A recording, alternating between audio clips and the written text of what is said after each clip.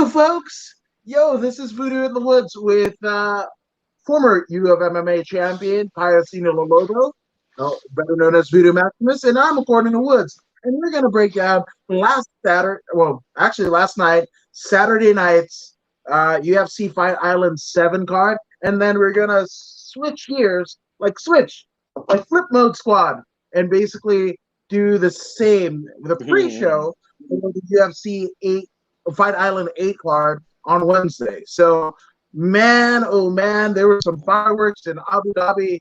And hell, for the first time ever since March of 2020, we had fans. We had fans in a UFC sanctioned event. And man, it was alive. About 2,000 people, I guess, crammed into Etihad Airways Arena in Abu Dhabi. But that made, the spectacle that we're kind of used to seeing of UFC cards of old, pre-COVID. Yes, indeed. Yes, indeed. Slowly, we work our way back to normalcy, as they say.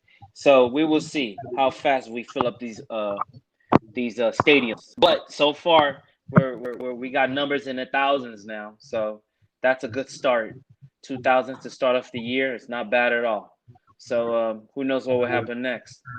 And once the vaccine starts getting out there, things are going to change. So what do you think the bargain basement price in Abu Dhabi to be one of only 2,000 people that weren't UFC personnel to attend last night's card?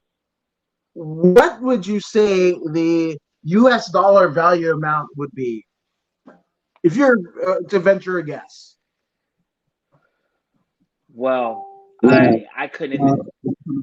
I mean, it seems to me like the demand will be very high because this is the first televised, well, not televised, but the first stadium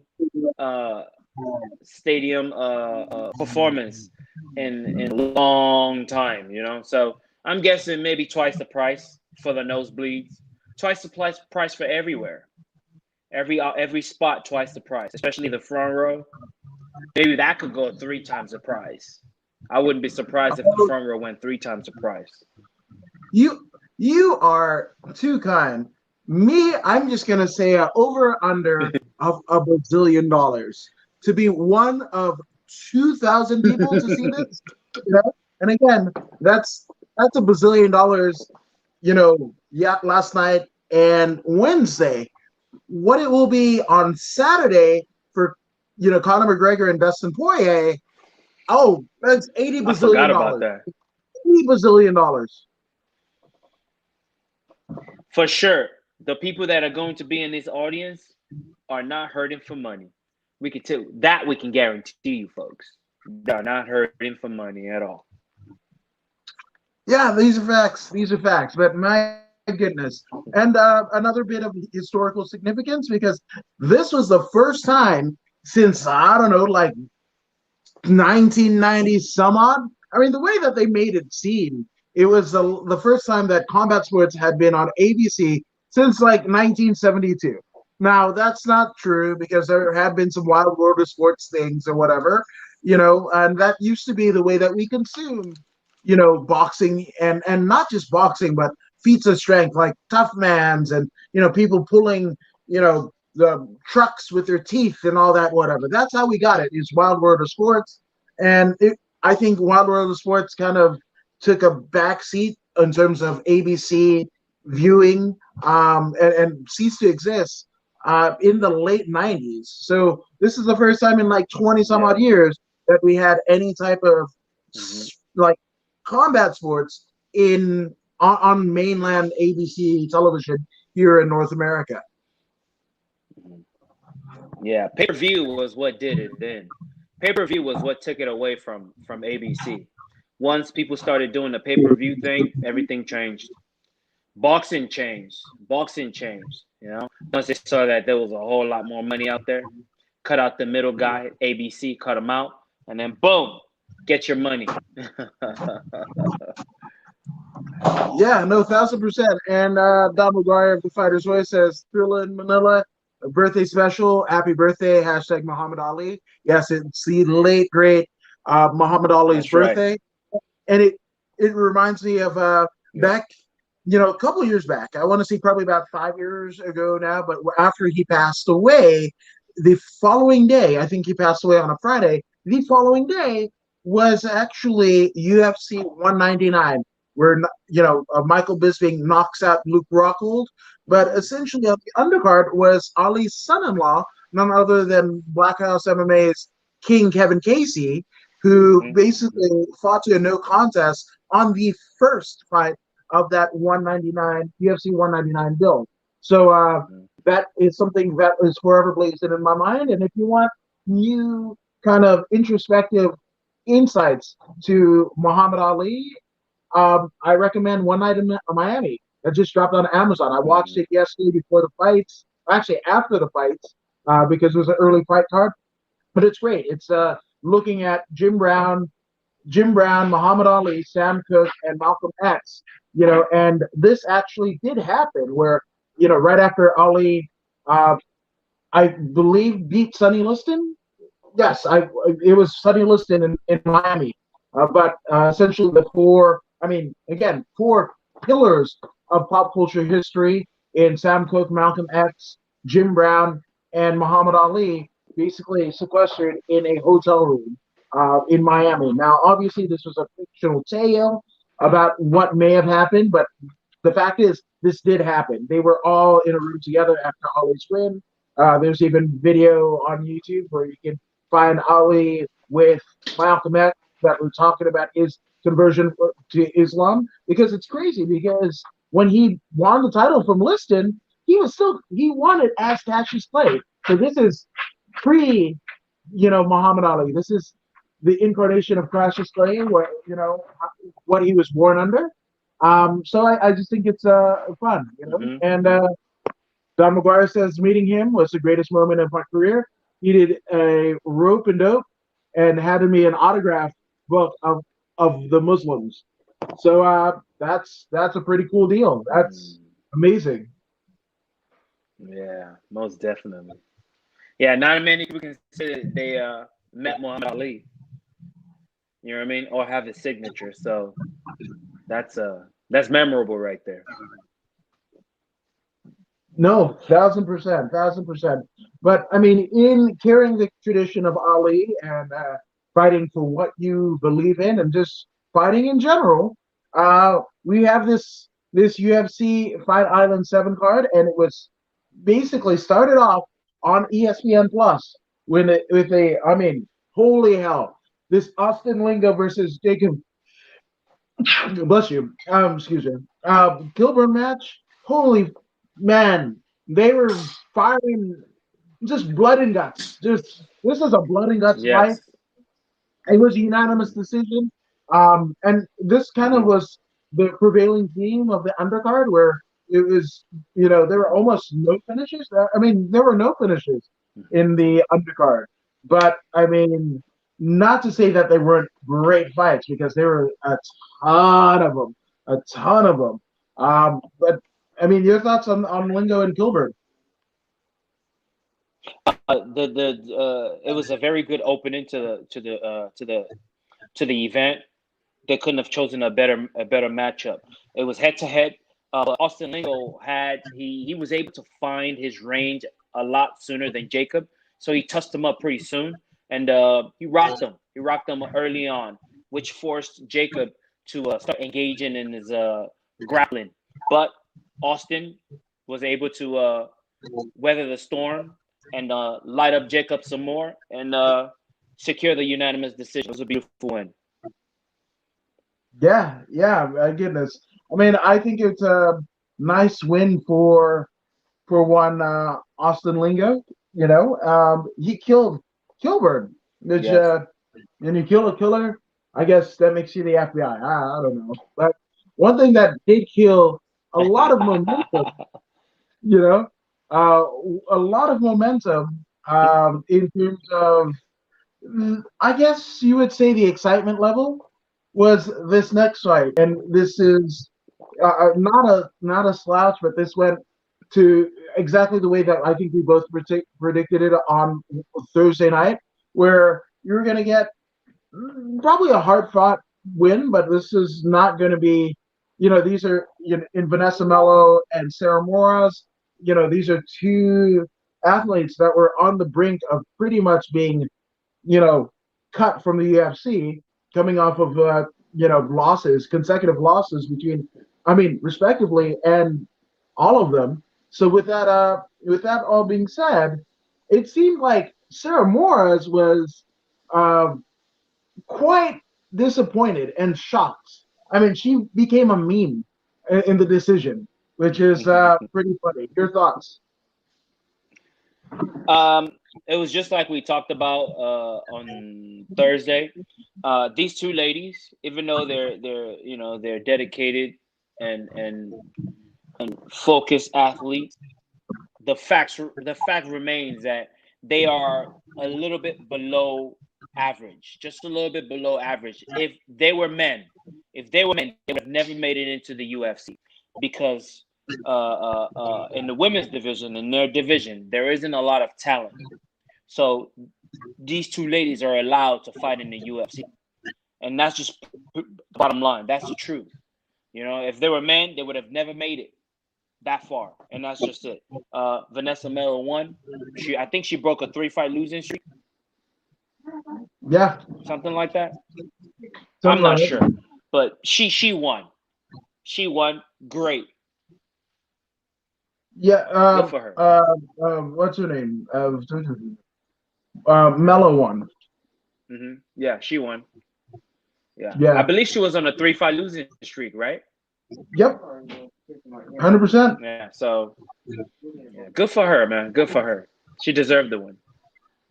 Yeah, but obviously, I think Cheesecake Sarah Morris is probably going to get handed her walking papers because this makes it essentially, well, it's not too bad. It's she beat Liliana Joshua, and but this is her second straight loss.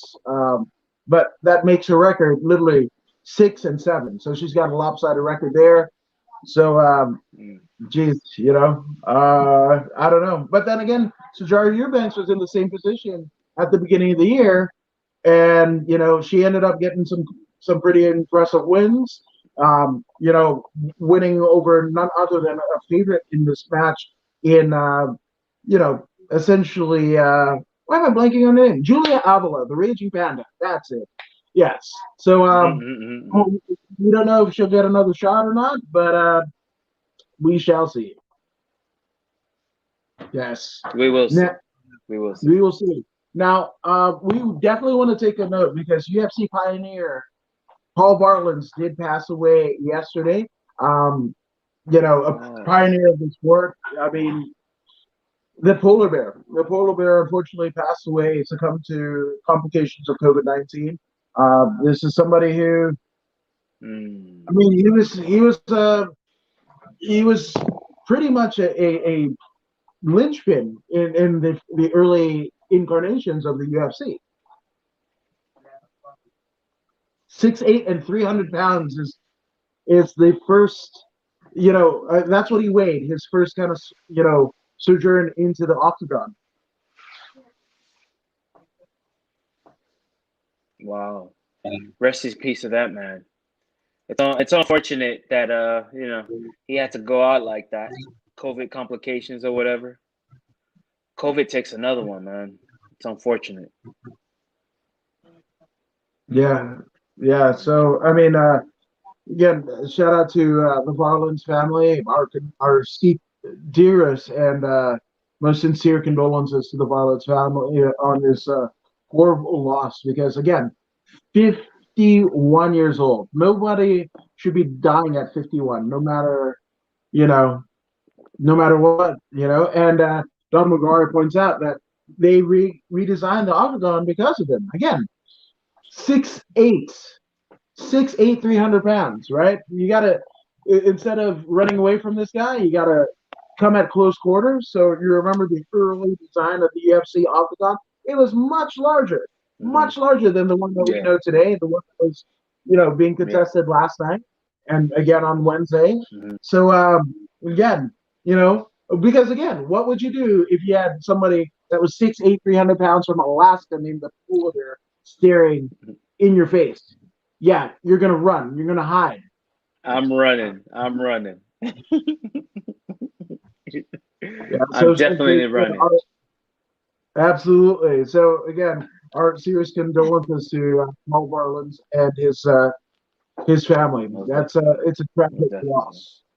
That will reverberate. Hopefully, not to kind of make light of it, but hopefully, if he's not already in the UFC Hall of Fame, this gets him the nod. But Dana does what he does, so that's that. But Yep. definitely deserving. Most definitely. Yes. So we're going to the third fight of the card. We have Ramzan Imaev against David Zawada, and I mean this one was a back and forth contest, but I mean I understand the split decision. I absolutely do, but I actually Hmm. had Ramzan in a lot of the exchanges, kind of besting Zawada, but this again. I thought Ramzan had more volume. Zawada, the times that he didn't land, he land with ferocity. And again, I kind of made light of it, on Thursday show where I was like, well, this guy's got a head that looks like one of the ruins in Easter Island. How the hell are you gonna knock that down? But Zawada Yeah. figured out a way. Figured out a way. So your thoughts? You know, taking one look at Ramazan, I knew immediately, especially being from Russia, and all, I knew immediately that he was gonna Khabib him. You know what I'm saying? So this Khabib him is the safest thing to do. Grab him, take him to the ground, and control the time. Pancake hits here and there. Nothing too devastating. You know what I mean? Secure the victory and go home with a pocket full of cash, like Nate was saying. Yeah, yeah, but this again is going to you- it is going to a split decision. As my 13-year-old is trying to overdose our dog on dog food. No, this guy, PETA will destroy you, sir. Good lord. Um, and Don McGuire says, "Thank you for the tribute to the Barlins." No, that's it. Absolutely is true. Pioneer of the sport. So rest in peace, the polar bear, Paul That's right, Barlins. man. That's right. Most definitely. So Most definitely. we had a banger of a heavyweight fight in Carlos Felipe against Justin Tafa, and I didn't agree with the judge's decision. I I mean I thought Tafa did enough to do it. Not only that, but it. I heard a lot of chatter, a lot of murmurings on Twitter that oh Carlos Felipe looks like a beast and everything. Well, guess what? You would too if somebody couldn't see out the eye because I poked the shit out of him. I'm sorry. I was pissed off at the judges. Like again, and all respect to Herb Dean, right? All respect to Herb Dean, but he essentially, like again, I don't think this is just me. This is me. This is me. I don't think Carlos Felipe would have performed as well as he did last night if not for him eye poking the shit out of Tafa. Again, you look at Tafa's eye, in some, boxing and MMA or any combat sport deal, we saw obviously, last year, we saw Zhang Weili versus Joanna Jędrzejczyk, right? And that was done Mm-hmm. by blunt drama, fist and Mm-hmm. feet to the face, right? But the injuries Mm-hmm. sustained to Justin Tafa's eye weren't of the fist, a closed fist, weren't of a foot. No, it was that of Carlos Felipe's like almost disregard to any warnings that he had in terms of eye pokes. So I mean, Carlos Felipe didn't win. He, His eye pokes did. Hmm. So let's just because Hmm. Tapa was tagging him. Tapa was tagging him, and again Yeah. he got scared. He got scared, and almost like Dusko's mouthpiece, he fucking got out of dodge. Like he was just like, oh, abort, danger, Will Robinson, danger, danger, Will Robinson, and his close fist ended up being fingers, and just jab with your fingers, jab with your fingers, jab with your fingers, and that's what we saw. So You know, I completely renounce this split let me. decision deal. Again, this should have been a draw Yeah. at the very least, Yes. So that's my take. I as well saw a draw because there was no clear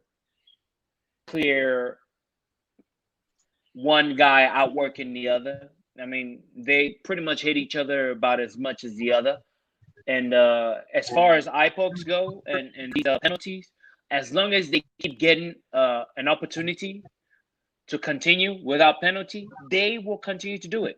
I mean, it only makes sense, man. It only makes sense. If I kick somebody in the nuts and they give me a warning, dude, the kick to the nuts has already happened.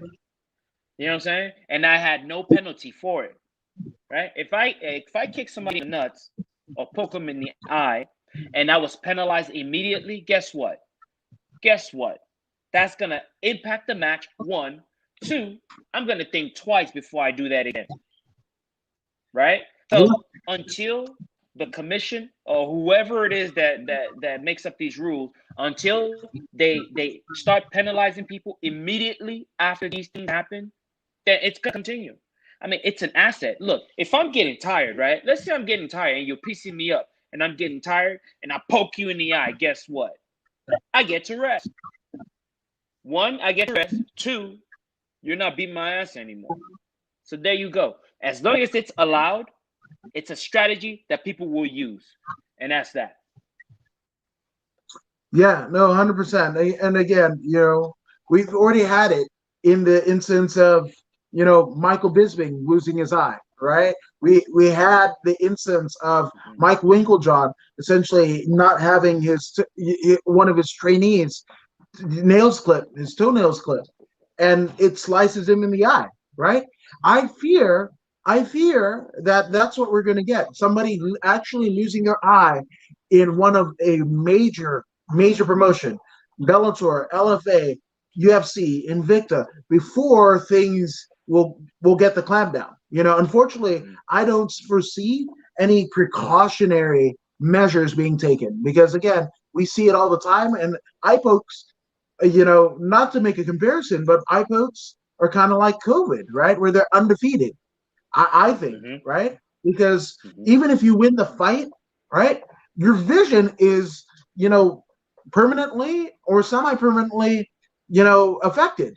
So with that all being said, Mhm. the safety of a fighter or whatever, unless you're saying like, okay, we don't care. I poke the hell. We're not going to deduct any points. You can't be, you know, all in or half in or whatever. Like again, penalized. And I get it. It's different commissions, different states, different referees for different standards. I get it. But again, I think this one, luckily, Justin Taffa walked out of there with his division, right? Because that Mhm. could have easily been not the case. Most definitely. Most definitely. For a heavyweight match, it was kind of technical. I was a little bit shocked about how technical they were. You know what I mean? They were calculated with their strikes. They struck high, low, and medium. You know what I'm saying? It was very good. It was a very good match. It was a very good match. Unfortunately, somebody's eye had to get poked. But outside of that, I actually enjoyed that match. I enjoyed it. It wasn't a bunch of brutes throwing fists at each other. It wasn't that at all. It was calculated, and I was very happy to see heavyweights fight in such a manner. Yeah, I for me, Justin Taffa, I think, I mean, I definitely feel that he has a bright future ahead of him. I can't really say that for Hmm. Carlos Felipe because again, whenever he gets tested, and this is what his second or third time in the octagon. Whenever he gets tested, he starts to eye poke. He starts to, in the Yoran De Castro win, which again, if you face Yoran De Castro, you should get a win. That's, but when he won, it was after a litany of ball shots, like, kicks to the groin of De Castro, right? That's essentially Oh yeah. how Carlos Felipe won. So again, this is somebody who, if not stopped, he's going to be. You remember how everybody was in an outcry for Husmar Palhares holding on his submissions too long, right? Well, Yep. Carlos Felipe is the eye poke equivalent, heavyweight equivalent of one Husmar Palhares, if not stopped. Now, he's not on John Jones level because he's yet to win a championship with eye pokes, or Jermaine Durandamy. Right? But even still, so I'm not a fan of Felipe. Hashtag garbage juice. That's all I got for him. So. Hey, not a fan either. It doesn't matter.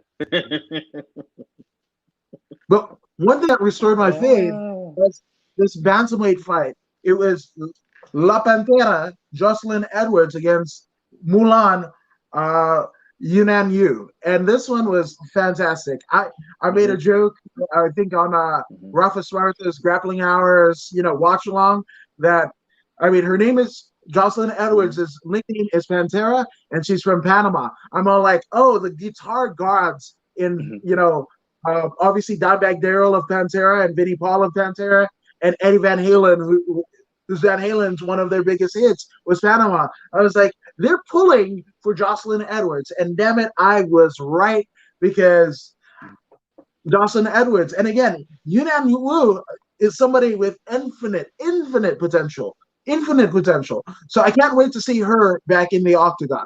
But Jocelyn Edwards, that first little stanza, and there's this, grappling exchange. And again, this is not something that you see or you don't think of Panama as a grappling central of the world. You don't. You think Brazil. You think other places. Panama is not a place, And if you thought Panama was a place, epicenter for grappling, then kudos to you. You win. You win.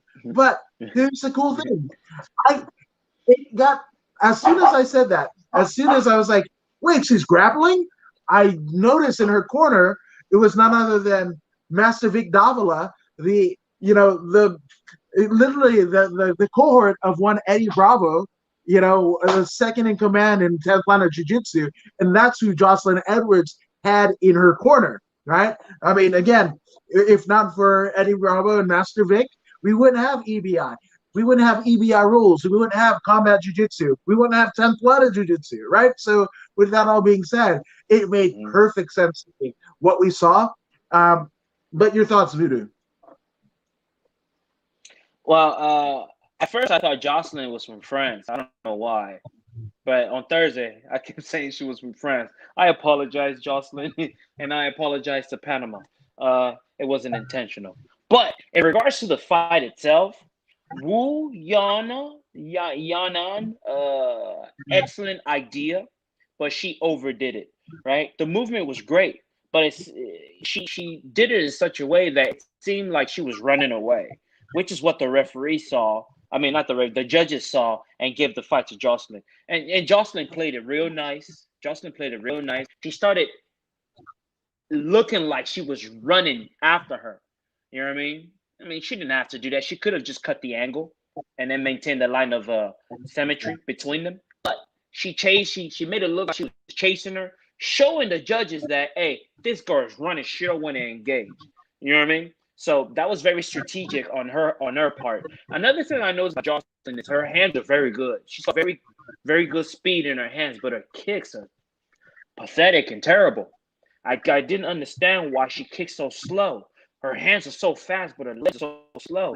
Once she gets a hold of those legs, she will become a major contender based on the hands.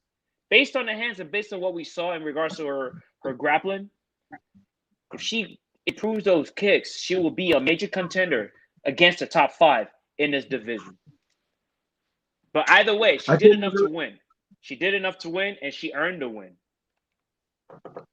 couldn't agree with you more. Couldn't agree with you more. And I think, Mm-hmm. especially as a country so small as Panama, that it's often forgotten. For her to be a Panamanian female, I think that might, kind of, narrow the gap. You've got obviously MMA popping up in Mexico. You've got obviously jiu-jitsu, the Brazilian jiu-jitsu. Again, it has Brazil in its name, right? You have what we see in Argentinian fighters and everything like that.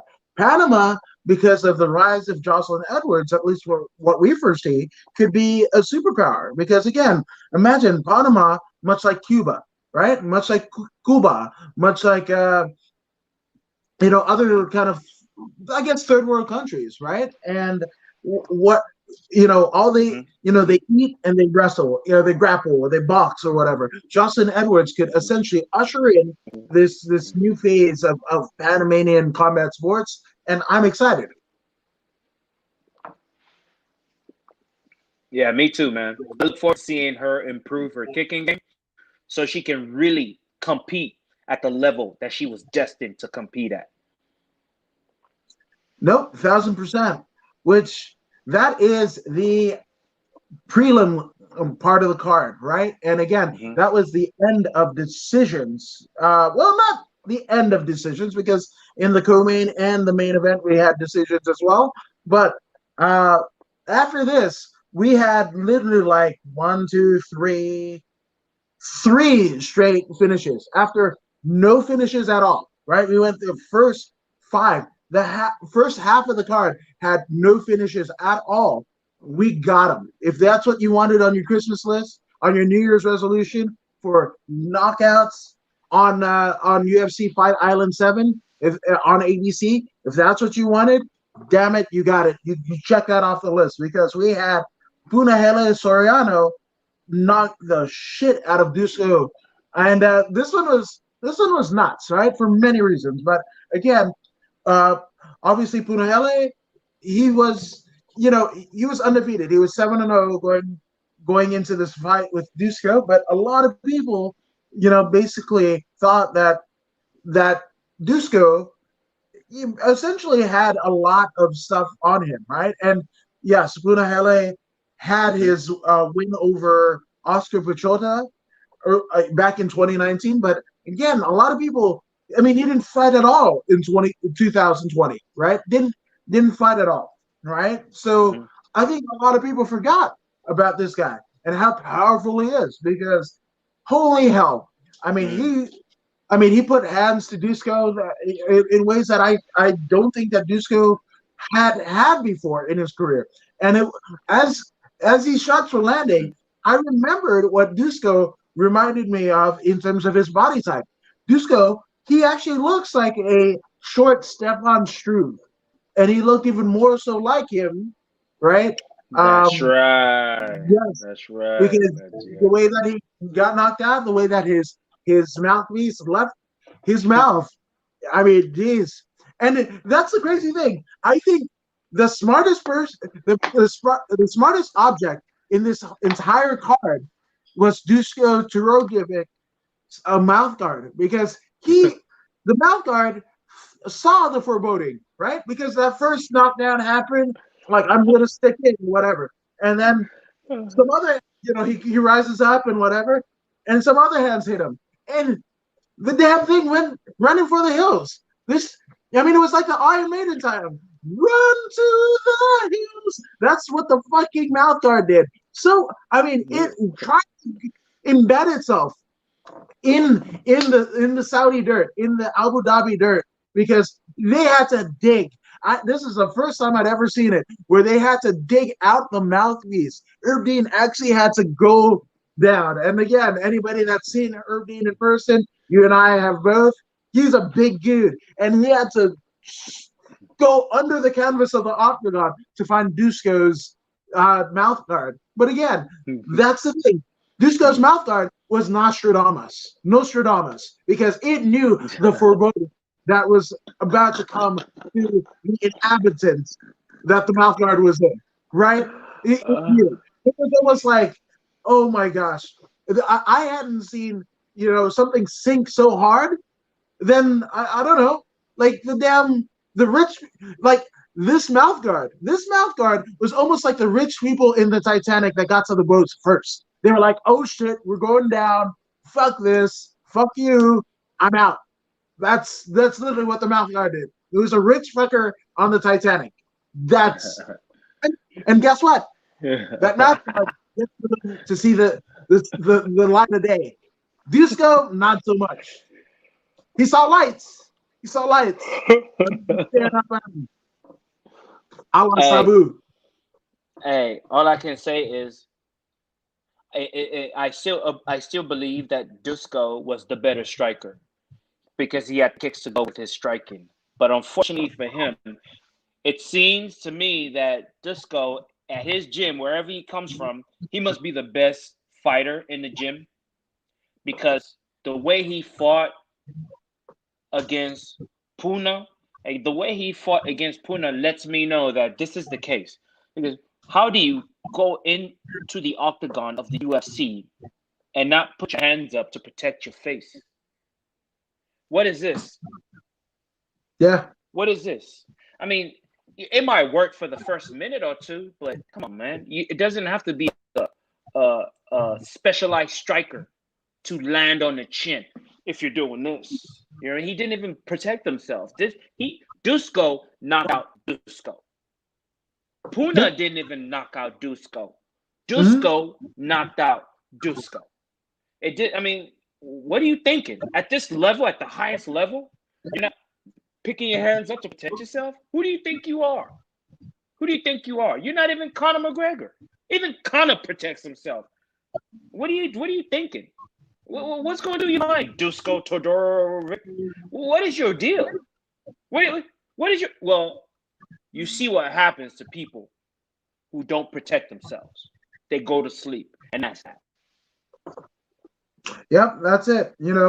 And not just did Punahele win for the first time in a little over a year, but he also took away the vaunted zero of Dusko because Dusko going in. I mean, this was essentially a Yes. fight of undefeated fighters, and Dusko took his first professional loss at the hands of Punahele Soriano. Yes. So shout out to Soriano because you can't be Hey, what first. what we had? Yeah. Yeah. What we had was a disciplined fighter and a non-disciplined fighter. Puna was disciplined. Puna was disciplined. He followed all the rules of engagement. His opponent, on the other hand, I don't know what he was thinking. You know what I mean? Puna deserved that victory. I hope he would have gotten a bonus on top of that. But unfortunately, they gave it to somebody else because he truly deserved a bonus for that knockout. You know what I mean? And not only does he deserve a bonus, he taught all fighters a lesson. Respect your opponent. Respect them enough to get your hands up and protect yourself when they're throwing punches at you. That's what Puna taught the world. So shout out to Puna all day, every day. Yeah, no, 100%. Now, yeah, it's. I mean, that's a big win for Punahele, But speaking of big wins, I don't think it comes any bigger than what we saw out of Alessio Di Chirico, because he knocked out Numanza. I mean, literally, if I'm sure you're going to give me context to what Numanza means, but I mean, Numanza might as well have been Alessio's knee. That if Joaquin Buckley was looking for Numanza, he was on the search for Numanza. He damn near found it. And the Numanza ended up being Chirico's knee. It was not good. It was not good at all. Not good at all. Hey, look, man. Just like we just spoke right now about respecting your opponent. When you get to the level of the UFC, you should understand range. How could you not understand that you are in the man's kicking range? Now, I can understand the instep, but the man hit you in the head with his shin. If he's hitting you in the head with his shin, that means you're too close, Mansa Musa. You're way too close. At this level, you should understand that already. You should understand that. Just like the man that Oompa Loompa. Just how Oompa held your leg too long, he was too close. Now you are holding somebody. Well, you're holding yourself in place for another guy to kick you in the scully. You deserve to be knocked out if you're going to put yourself in shin range. I can understand instep range, okay? Instep range can be a little deceiving sometimes. But shin, the man hit you in the head with a baseball bat. The shin is a baseball bat. For you to get hit in the head with a baseball bat, I think you had it coming. You had it coming. At this level, you should understand distance. You know what I mean? You should understand that you don't block a head kick with just one arm. You got to bring the other arm to slow it down before it gets to the secondary defense. So, I don't know. Maybe he got caught by surprise. Only he can tell you. But at the same time, you're in and out. You're either going to go in and do damage or you're going to stay all the way out. I mean, you can't stay halfway because halfway is no man's land. That's when them shins come. And then he learned a very valuable lesson yesterday. Yeah. So hopefully he doesn't do it again because there won't be any brain cells left if he keeps doing that. No, 100%. So there you go. I mean, Buckley, he falls to 12-4 after that. Hopefully this, and it's a weird one, right? Because we have all heard stories of like Joaquin Buckley getting kicked out of gyms for, and this is not just by the gym owners, but also his teammates that, he would hurt people, on his way up and everything like that. So this doesn't seem to me, and again, I don't have any firsthand knowledge, but, hopefully in this, if reports are true, this might be the bit of humble pie that Joaquin Buckley needed. Because, and again, this is not calling for his, demise or anything like that, but, we saw it happened with Francis Ngannou, right? He was riding high, knocking out everybody, whatever. And then he faced Stipe, and literally, it got into his head. It got into his head, and it took him a few fights to get back to the scary Francis that we now still know to this day, right? And the same thing with Joaquin Buckley, because again, there's a lot of things, especially when you have two straight, memorable KOs back to back, that make all of the social media rounds, all of the media rounds, the pop culture lexicon is talking. If they don't know your name itself, they know that UFC fighter that did the thing, right? So with that all being said, a lot can be swept under the rug because the things that you don't have to improve on, relationships that you don't have to foster, all of those things, feeling like you're invincible. You don't have to go to those things when you're winning and when you're winning in spectacular fashion, right?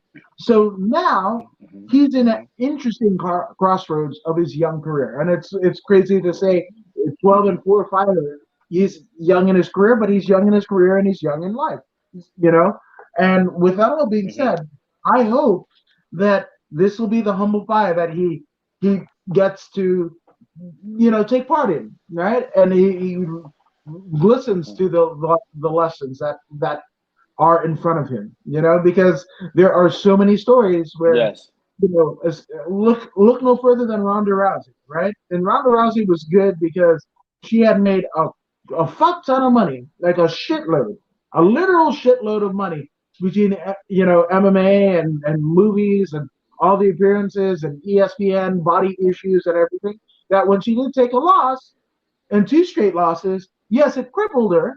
But you remember that after that first loss to Holly Holm, we didn't see Ronda for a damn year. A year. So I'm no financial planner. I'm no Charles Schwab, but I'm going to guess that Joaquin Buckley has not as much financial resources as Ronda Rousey today or any day before today. So with that all being said, we saw what it could do to Ronda Rousey, that she had enough fame, fortune, and what have you, that she could say, fuck it. She had a WWE deal lined up as soon as she hung up the gloves, right? Hell, in the fight with Amanda Nunes, that's why UFC cannot create stars, because again, you put all of your effort, all of your resources to building this star, the returning star, right? The returning princess of the octagon, right? And she gets knocked out within the first round, right? So with that all being said, hopefully this is an important lesson that Joaquin Buckley can hold the people around him, the good people around him, closer, right? To learn from this lesson. Um, and I guess this is more of a yes, Alicio did knock him out, but Joaquin Buckley, in kind of his dealings leading into this fight, kind of took himself out of the game. And another thing that I noticed was what's his name? De Chirico. The man is an established fighter. He is a complete fighter. He managed that distance so well. Switching his stance, you know what I'm saying? He caught him. I believe he caught him with the right leg, didn't he? Yeah, he caught him with the right leg. It was a beautiful display of accuracy. You just don't kick somebody in the head that good. If you know what I mean. He's been at it for a long time, and then he also said that in his post fight he said that he's very happy to be interviewed, and he feels that two people, both winner and loser, should be interviewed, and because it takes two to tango in this cage. And I see his point, but what kind of information do you expect to get from the guy that just got kicked in the head? The man is concussed. You know what I mean? So this is why we don't interview people who lose. You know what I mean? So I mean, what do you expect from them? What do you want them to say? You know? And I also feel that winning is an incentive. To see that mic should be an incentive. If you do not win, you shouldn't get to see the mic. You know what I mean? You want to see the mic, then go get that W. You know what I'm saying? Motivate yourself. I see why he's saying that, because he's coming off of 3 losses. That's three times he didn't get to see the mic in a row. That's probably a whole year right there, if not more, that he didn't get to see the mic. So I understand the feeling, but at the same time, there's nothing wrong with the current status quo. If you win, then you get the mic. It is what it is. Let's keep it running. Yep, no, 100%. I mean, it's crazy because he's been in the UFC since 2016. Well, it might not on paper seem like a lot of time, but this fight night was on. I mean, his UFC debut happened on the undercard of a Ben Rothwell Junior Dos Santos fight, right? That Brian Stan. I mean, I think he was a great commentator, but again, in terms, he was like the first era of former fighters basically taking the headset, right? And that just shows you, is Brian Stan factored into the UFC play-by-play analyst, the LFA play-by-play analyst anywhere in the ABC Zuffa, conglomerate? No, not at all. So again, that just shows how much. And again, I think he was hungry. He was hungry. The fact that again, he knew, he's going up against somebody with a lot of hype, right? And he knew that, hey, guess what? His job is pretty much getting dangled like a carrot if he doesn't show out. And I mean, he took advantage of that. That's right. That's right. He better. Otherwise, he'd have been gone. Bye-bye. He got out of there with a $50,000 bonus. The $50,000 bonus is probably more than he got paid to fight and win. That's the irony. I mean, that's not bad, right? To be, on the cusp of your job, your opportunity ending, as Dana White says, right? Your opportunity ending, but then coming on the other side of it, getting just as many, viral videos of your knockout and a $50,000 bonus to your credit. So not bad if you're Alicio. Now, what he does after this, just like Joaquin Buckley, remains to be seen. So we shall see. Most definitely, we will see. Oh yeah. Now, one thing that we did see, right, was another recipient of a $50,000 bonus because Jinglen Lee knocked the holy hell out of Santiago Ponzinibbio. And the crazy thing about it, you had Zhang Li, Jing Lang Li. I had Santiago. I was wrong. I was completely wrong, right? And I almost felt like, Wow. again, Hold up. much like Smith. Oh, good. Hold up. There was a piece of information that neither one of us knew. Ponzinibbio has been out for damn near 2 years from an injury. I had no idea. And watching him fight, we could see that his timing was off. His fight. Well, in practice he might be on, but there's a difference between practice sparring and real life fighting. You know what I'm saying? Because now we have real consequences. Someone will really, really hurt you, and we could see that. Uh, um, he wasn't as fluid as he normally would be, and the young Lee, he had no injuries. He hadn't been gone for 2 years or whatnot, and he had been in the game, even though he's lost, but he's still been fresh. He's been in the octagon, and you could see that Santiago, he was missing something. He was missing something, which is why he was able to get clipped with that left hook that got him. He went in there with the intent to throw the 1-2, but he forgot to get out of there. He forgot to roll. He just, he kept his hands down. He got clipped right over his shoulder, and it was a perfect punch. He went right down, and the referee jumped in immediately. I thought the referee did a good job. Ponzinibbio thought that it was stopped a little bit early. I can understand why he felt it was stopped a little bit early because he's on a 7-fight win streak, and he's losing to this scrub, this new guy, this new Chinese guy. He's losing to this scrub. You know what I mean? I could have continued. No, you couldn't, because you were pieced up already.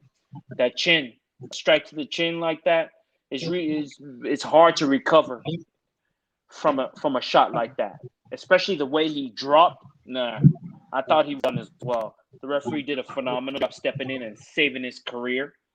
So he should just take this L and start rebuilding again. Yeah, saving his life. Now, the crazy thing about this, right? To me, I felt a foreboding, right? I felt a changing of the tide because, and it's crazy because there was Dan Hardy, John Anik, and who else was it? Oh, it wasn't Bisping, was it? On the commentary? The big guy. No, it was the big guy. What? The big guy. The Oh, former, DC. the former heavyweight champ. Anik, Hardy. DC. Yeah, that was the commentary team, right? So the crazy thing to me, right, Yes. was the first off, how much Dan Hardy, whether they mean for him or not, but he's sounding a little bit more like Rogan for whatever reason. His commentary is sounding a little bit like Rogan, but even more so than that, right? Obviously, Santiago is coming off of a 2-year layoff, right? And what we would see in the co-main event that we're about to get into, well, what does that mean for people that take an extended hiatus, to nurse an injury in the UFC, right? Because to me, whether it be Santiago, whether it be, a couple other people in the card that didn't fight last year or whatever, it's like, okay, you want to come back? You want to come back and you have a win streak when you left? Well, guess what? We're going to put the scariest guy or girl in front of you in the octagon, and you got to figure it out, right? And again, as an athlete, much like a wounded animal, right? A wounded animal, you kind of gout everything, got your abilities, like a jaguar is a jaguar, but if it's got a busted foot, it's not putting out the numbers that it was when it was fully in convalescent. So with that all being said, I mean, should have Santiago returned? I guess in an athlete's mind, yeah, because if he had retired after that injury, it would have been the what if, that factor. That is the same factor that will coax a lot of people back from retirement to come back into the ring or the octagon, right? But I mean, it could be dire consequences of your actions should you come back, right? Should you get coaxed into coming back? And I think it's good that we're talking about this now because obviously we had a much babble-hooey, announcement from Dana White regarding, the prospects of one Habib Nurmagomedov, right? And it's crazy because CM Punk signing with the UFC and having that Lucas for Losers promo with Joe Rogan was a little bit more valid, than Dana White and Habib because at least that Luck of a Losers promo had got two fights for CM Punk in the UFC, right? Now you could argue whether he shouldn't. That's it happened, right? Habib coming back, why? Why? What does Habib have to prove? And anybody that's coaxing him back, I don't understand it because it wasn't like he was your favorite fighter in the first place. It wasn't like he was knocking out people. He just, he's the Undertaker. He is the Undertaker of the UFC, right? Look no further than the fight with Edson Barbosa, where he steals motherfuckers' souls. Does that mean he's an exciting fighter? Do you think he'll be a top pay-per-view draw at all? Not at all. So why come back? Why GSV come back? Why Rory McDonald come back? Why Vitor Belfort? Why? Why? Why? Why? And I get it because I've never fought, never competed, so I don't know what that is. But again, I also saw the Real Sports deal with Brian Gumbel.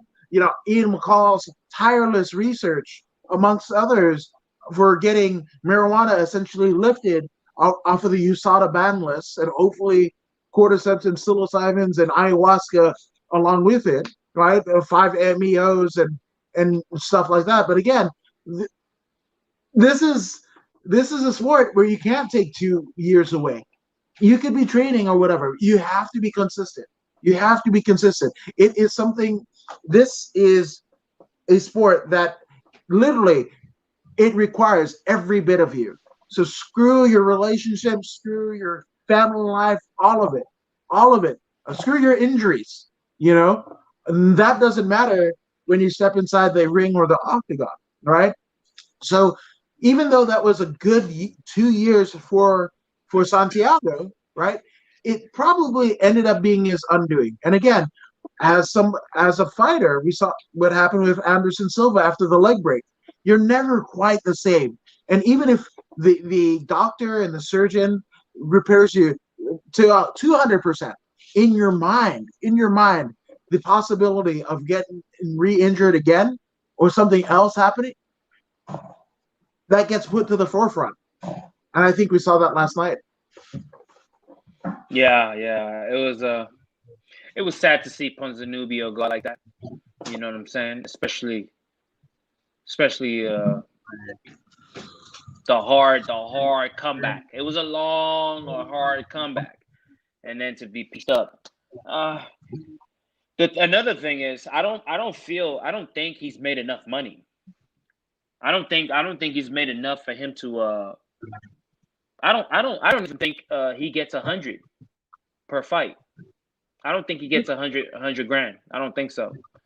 I don't believe he gets 100 grand. And if you're not making 100 grand, then you got to keep working. And I believe that's why he's back, so he can stack up or make it to the 100 grand and more level, and then cut out later. But he still has those killer instincts.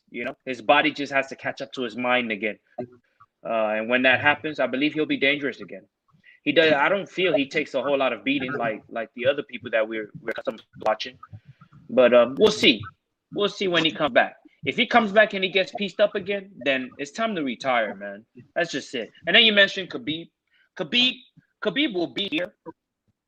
I've been watching Khabib closely. I don't know Khabib personally, but this is my assessment of Khabib. I believe Khabib loves the limelight.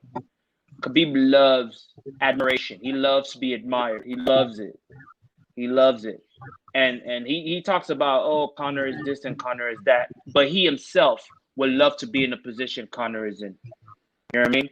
I truly feel that Khabib feels within himself that he belongs where Conor is. People should love him like they love Conor. And Conor should be in his position. That's what he feels. You know what I mean? I really feels of course we have to ask Khabib if this is the case, and I don't think he'll tell us the truth, but I truly believe inside of my heart that this is how it is. He wants the admiration that Conor gets. He wants everyone to look at him and be in awe of him. And it's just not happening because he doesn't have the charisma. It's unfortunate. Khabib didn't pop until Conor mentioned his name. You hear me? Nobody gotta like it, man. You don't have to like the truth. The truth is the truth. Until Conor said his name, he didn't pop. And then when he was fighting other people like Dustin Poirier or whoever he fought, he wasn't popping. He was not popping. Khabib will not pop again until he steps in there with Conor. So he's talking about, oh, we will see next week if something does somebody spectacular. If somebody does something spectacular. What he's really saying is, when Conor wins, I'll come back. Yeah. I'll come back when Conor wins because this is when I get the most admiration from the world. Period. That's how I see it. Yeah, I don't know. I don't want to. If you're retired, you're retired. I don't want to see anybody come back. I honestly, I don't. I agree. I don't. What's the point? What's the point? And again, in the respect of Habib, right? There's the reason why he's not like Conor is because there's not another Conor. There's not another Conor. Dana's tried. Dana's tried, right?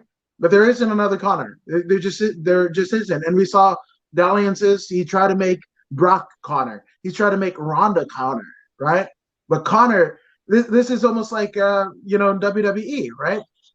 Conor is John Cena, right? Vince McMahon might have tried with Hulk Hogan, right? Gotten here. Might have tried with Austin and got here. But John Cena, again, outdrew all of them because the extended period of time that he was on top, right? Same thing with Conor, right? Conor's, literally, he's 1-2 in his last fights, and we're still talking about Conor. That's why Conor's special. That's why Conor's special, right? And that's why Khabib hates his guts.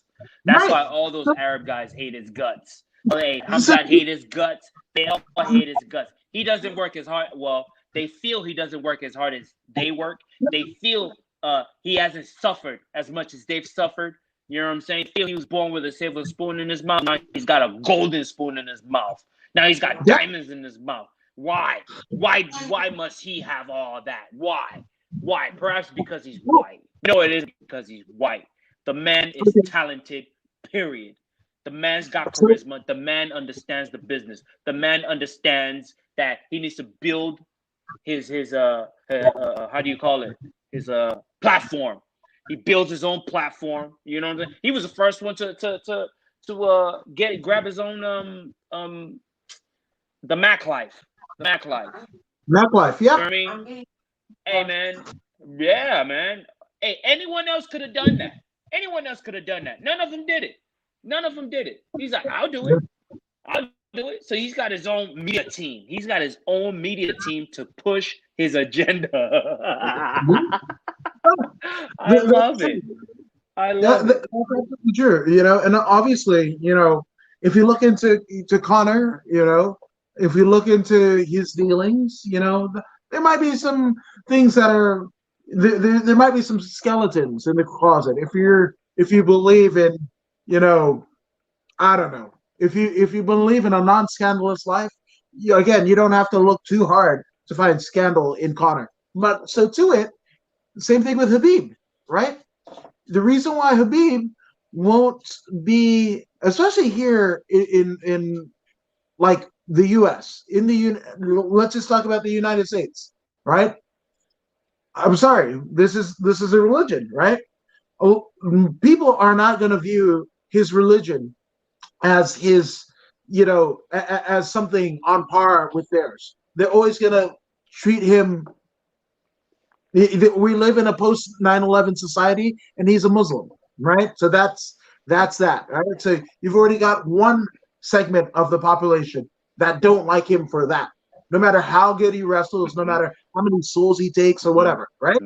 Then on the other side, the liberal side, right? You look into Habib, right? And Habib is a hero in Pakistan. in the Russian Federation, right? Mm-hmm. That's great, you know.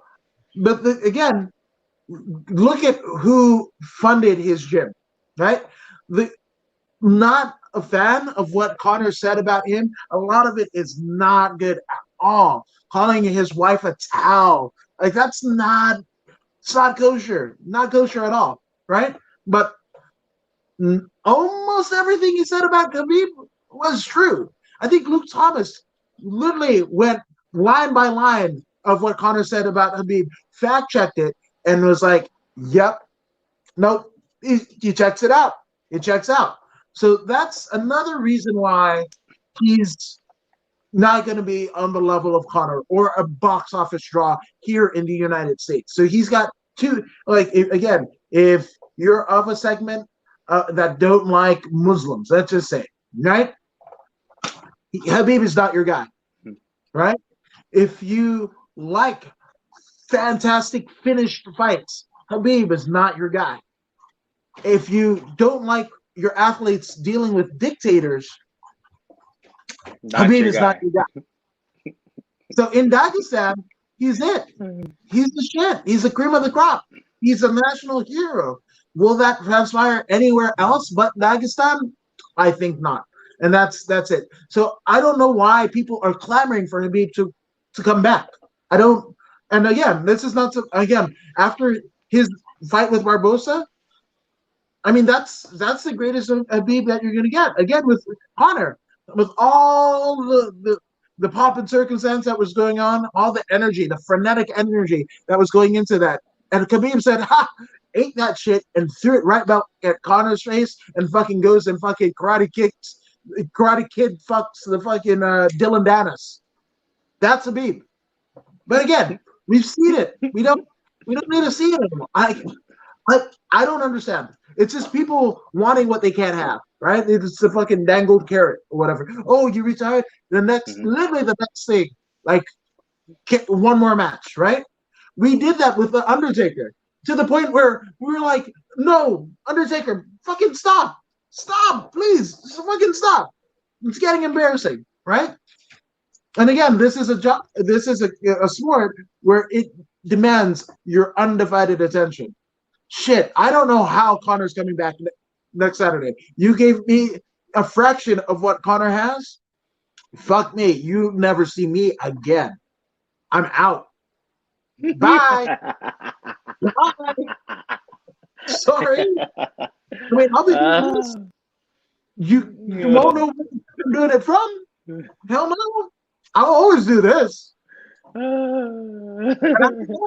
You won't see any footage, nothing. I'm gone. That's right, man. And then that, again, he's a multimillionaire. Do you see fucking Jeff Bezos getting fucking punched in the face? Do you see fucking Dana White getting punched in the face? Do you see fucking Tim Cook of Apple? Name anybody. Any of those motherfuckers on Shark Tank. You see those motherfuckers getting punched in the face? Connor's got almost as much, if not as much as them, that they've worked their entire lives to get. He just has it. Again, within 10 years was a plumber's apprentice living on welfare, right? Living on welfare. A plumber's apprentice. He wasn't even a plumber. He was an apprentice learning the shit to fucking multimillionaire, closing in on a billionaire. Okay. And he still wants to fight. You better fucking kiss the ground fucking Connor walks on, because you will never, and I mean never, ever see another Conor McGregor again. Again, look what it did look at what it did to Ronda. Ronda doesn't have as much as Conor did. Do we hear shit from Ronda? Fuck no. Other than Twitch. She's fulfilling her WWE. I don't even know what that is. On their Twitch thing. And she's got a fraction of what Conor has. So again, Saturday, no matter what the outcome, it happens with him and Poirier, you better kiss the fucking, ground that Conor walks on. That you better fucking, stretch out. Mrs. Poirier, I hate to talk about people's life, but Mrs. Poirier is gonna have a fucking red panty night. It's gonna be a win, lose, or draw at the Poirier household. Fucking parties are gonna happen. He's a fucking what is it? What is it? the people that give away money. I want to say thespian. Thespian and oncologists are the things that Philanthropist. philanthropists. Yes, absolutely. Because again, thespian is an actor and oncologist is just woo-hoo. But anyway, with that being said, he's a philanthropist, right? So off of what happens Saturday, win, lose, or draw, there's a shit ton of people in Louisiana and the surrounding Gulf Coast that are going to get fed. They're going to get fed because of Conor McGregor, right? And Conor McGregor might even put a couple million towards that too. So yeah. that's what I'm saying. There's never going to be Look, another man. Conor. So with that being said, we're going into Wednesday night when we have Michael Chiesa. He's the most famous failed attempt to beat Conor. Conor was jaw jacking. He and Devin Lee tried to jaw jack, and that shit was garbage. So again, we'll never see another Conor. Just like look from look. and a stop at Mike Tyson, right? Ali to Conor. That's the same thing. Tyson couldn't even. I'm a pro wrestling fan. Love Gorgeous George. Mike Tyson was a wrestling fan. Love Bruno Sammartino. But Tyson couldn't talk as well as Ali and Conor, right? So again, look how many athletes, how many people that have made a shit ton of money, that have paved the way for this sport, for combat sports, whether it be boxing, MMA, jiu-jitsu, whatever the fuck, right? But again, look how long in between that we had Ali to Conor. And that's it. We might never see that in your lifetime. If you're 80 years old and you got to see both of those things, Conor and Ali, in your lifetime with a stop at Tyson, that's a fucking good life. It's a fucking good life. Because we'll never. You've lived a good life, most definitely. Just saying. So, there you go. Hey man, my thing is, until Conor came on the scene, no one was making real serious money. Everybody that fought Ronda Rousey made garbage. She made millions, they made garbage.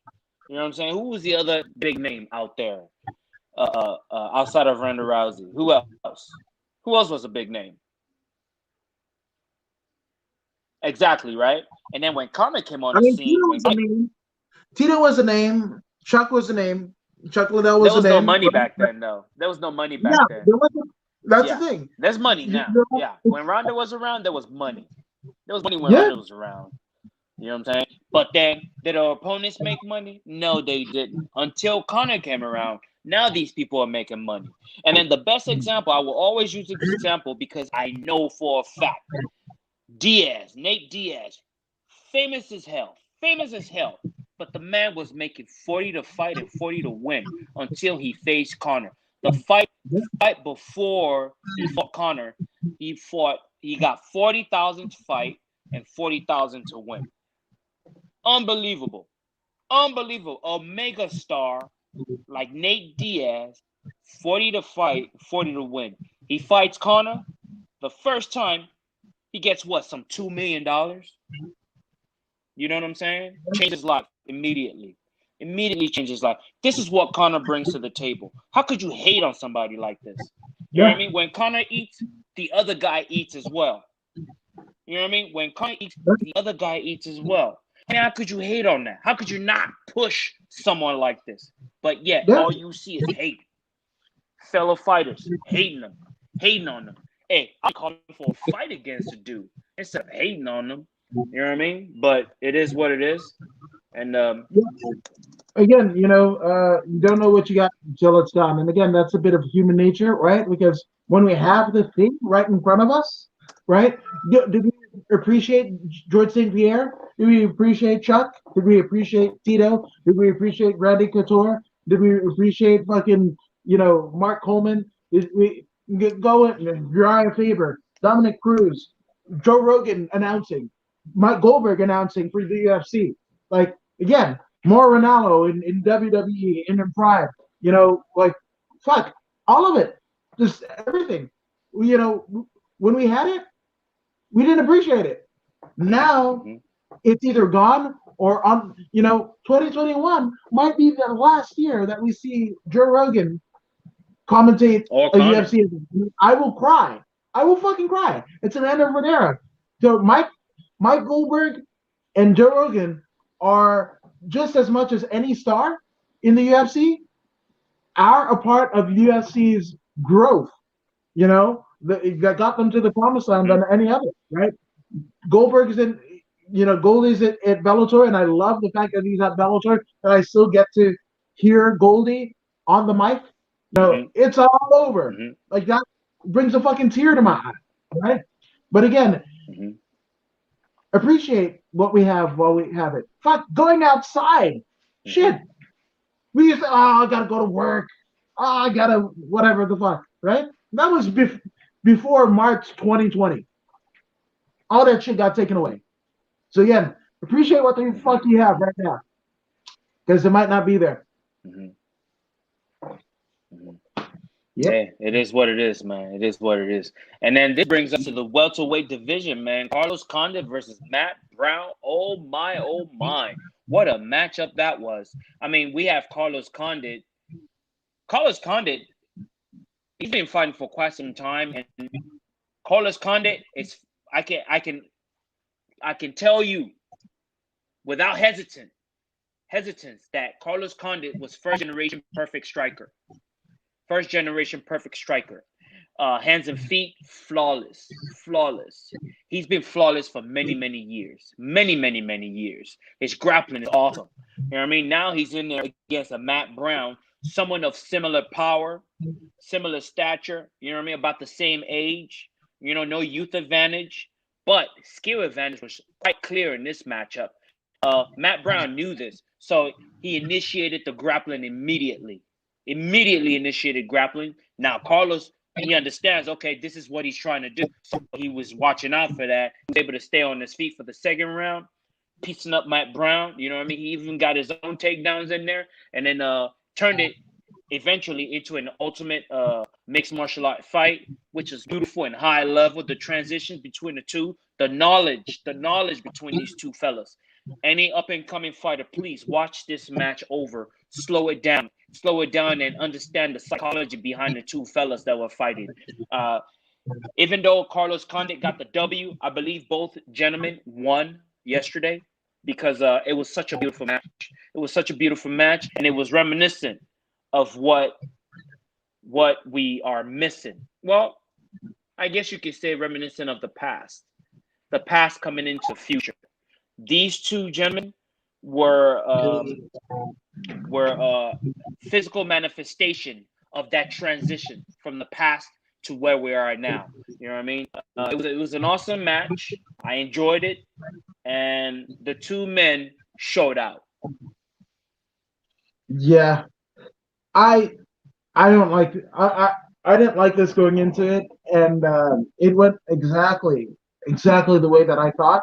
And again, for two guys, right? I mean, Carlos Condit going into this, he was on a fucking 4-fight losing streak. The last time that he won was 2015? Like when you think about that, right? The last time that you won was against Thiago Alves back on UFC Fight Night 67 in May of 2015. That was a Fox card. Yes. That was a Fox card. Fox Sports won, right? When it was still a big deal. That's, again, that's another one. John Atnick and Brian Stan. Like, that's, to me, I'm frustrated with these because for these two combatants, Carlos Condit, essentially, he's 30. This is crazy, right? 32 and 13. 32 and 13 record, right? That's what? 35 fights? Like 45 fights. Damn near 50 fights, right? 36 years old. Yeah. Matt Brown, 31 and 13. Right? I mean, I'm sorry. No, Matt Brown is 22 and 18. Right? That's 40 fights. That's exactly 40 fights, right? If they're both fighting at 170, obviously Condit was a former interim UFC 170 champion, right? But Matt Yes. Brown, Yes. if you put them in there with Usman will eat them both up. So the fact of the matter is, Right. both men haven't figured out what their post-fight careers and lives are going to be. And again, this one was a 5-round or 3-round war, right? 3-round war, a lot of bloodshed, as we see in Condit and Matt Brown fights. A lot of brain cells lost. So why? Why? And yes, of course, veterans of their stature, they deserve a co-main event on this bill, absolutely. But again, why? Are they going to be champions tomorrow? No, right? So what that means is they haven't figured out their financial or any other opportunistic occupational endeavors post fighting that they feel that they need to, and it's scary. It's scary because again, this win, it's a liar, right? Because yes, you still have it. Matt Rand didn't look too bad, right? Yeah, Carlos Condit won, right? So these are things that you can tell to lie to yourself, like, oh, another one. I'm just as good, just as good. Nah, Time's passed, huh? Yeah. sick. Yeah. Anybody in the top 10 in the 170 division, It'll be sick. tough. No, it doesn't even have to be UFC. Take your 170 2019 PFL winner. Take your 20, take your 170-pound champion. What is it? One of the Limas? Douglas Diego Lima? Put them in there with Matt Brown, and it's not going to be nice. It's like putting a puppy in there with a lion. It's not nice. So, shout out to them for competing, but I hope I see retirements coming down the pipeline for both men. Because why? Why? Yeah. I understand. I understand your sentiments. Most definitely. Most definitely. But then when you look at these two gentlemen and you look at their background, I mean these guys are equivalent to Navy SEALs. You know what I'm saying? When the Navy SEAL is home, it's like Rambo. When he came home, it was like there was nothing for him to do. You know what I'm saying? That's why he came up on the street, walking the street, right? These guys are in the same boat. They're killers. They're killers. And then whenever they get a call for another mission, they're ready to go. And to get that, see, now they need to find something that's going to occupy their time and satisfy that killer instinct that they have. I don't know if it's going to be their children or whatever. You know what I mean? They're going to have to find that very soon because time's running out. Time's running out, and pretty soon fighting will be gone. But then that killer instinct is going to remain. So that transitioning process is tough for most people. Very, very, especially people like this at the highest level. You know what I mean? They're 36 and they're still at the highest level. There's something to be said about that. But then at the same time, you are right. They should start looking at, turning it in and calling it a career. I mean, Carlos Condit has been in this game since 2005. Jeez, 2005. We're in 2021. You know what I mean? And he's been at the highest level since. And he's still here. Many, many injuries, and he's still here. Yeah, I do agree with you. Whatever's left, they should try and preserve it and walk away, with their head still attached. Yep, I couldn't have said it better myself. But not to damper it, because we are here at the main event of the evening.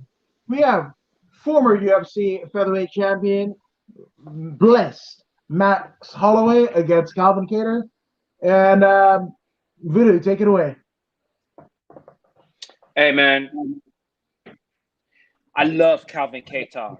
You guys know how much I love Calvin Kattar. Kattar, I call him. I love to call him Kattar. I love the dude. I love determination. I love the way he fights. I love the way he goes out there and he hunts to kill. And then he ran in there against Max Holloway, former champion.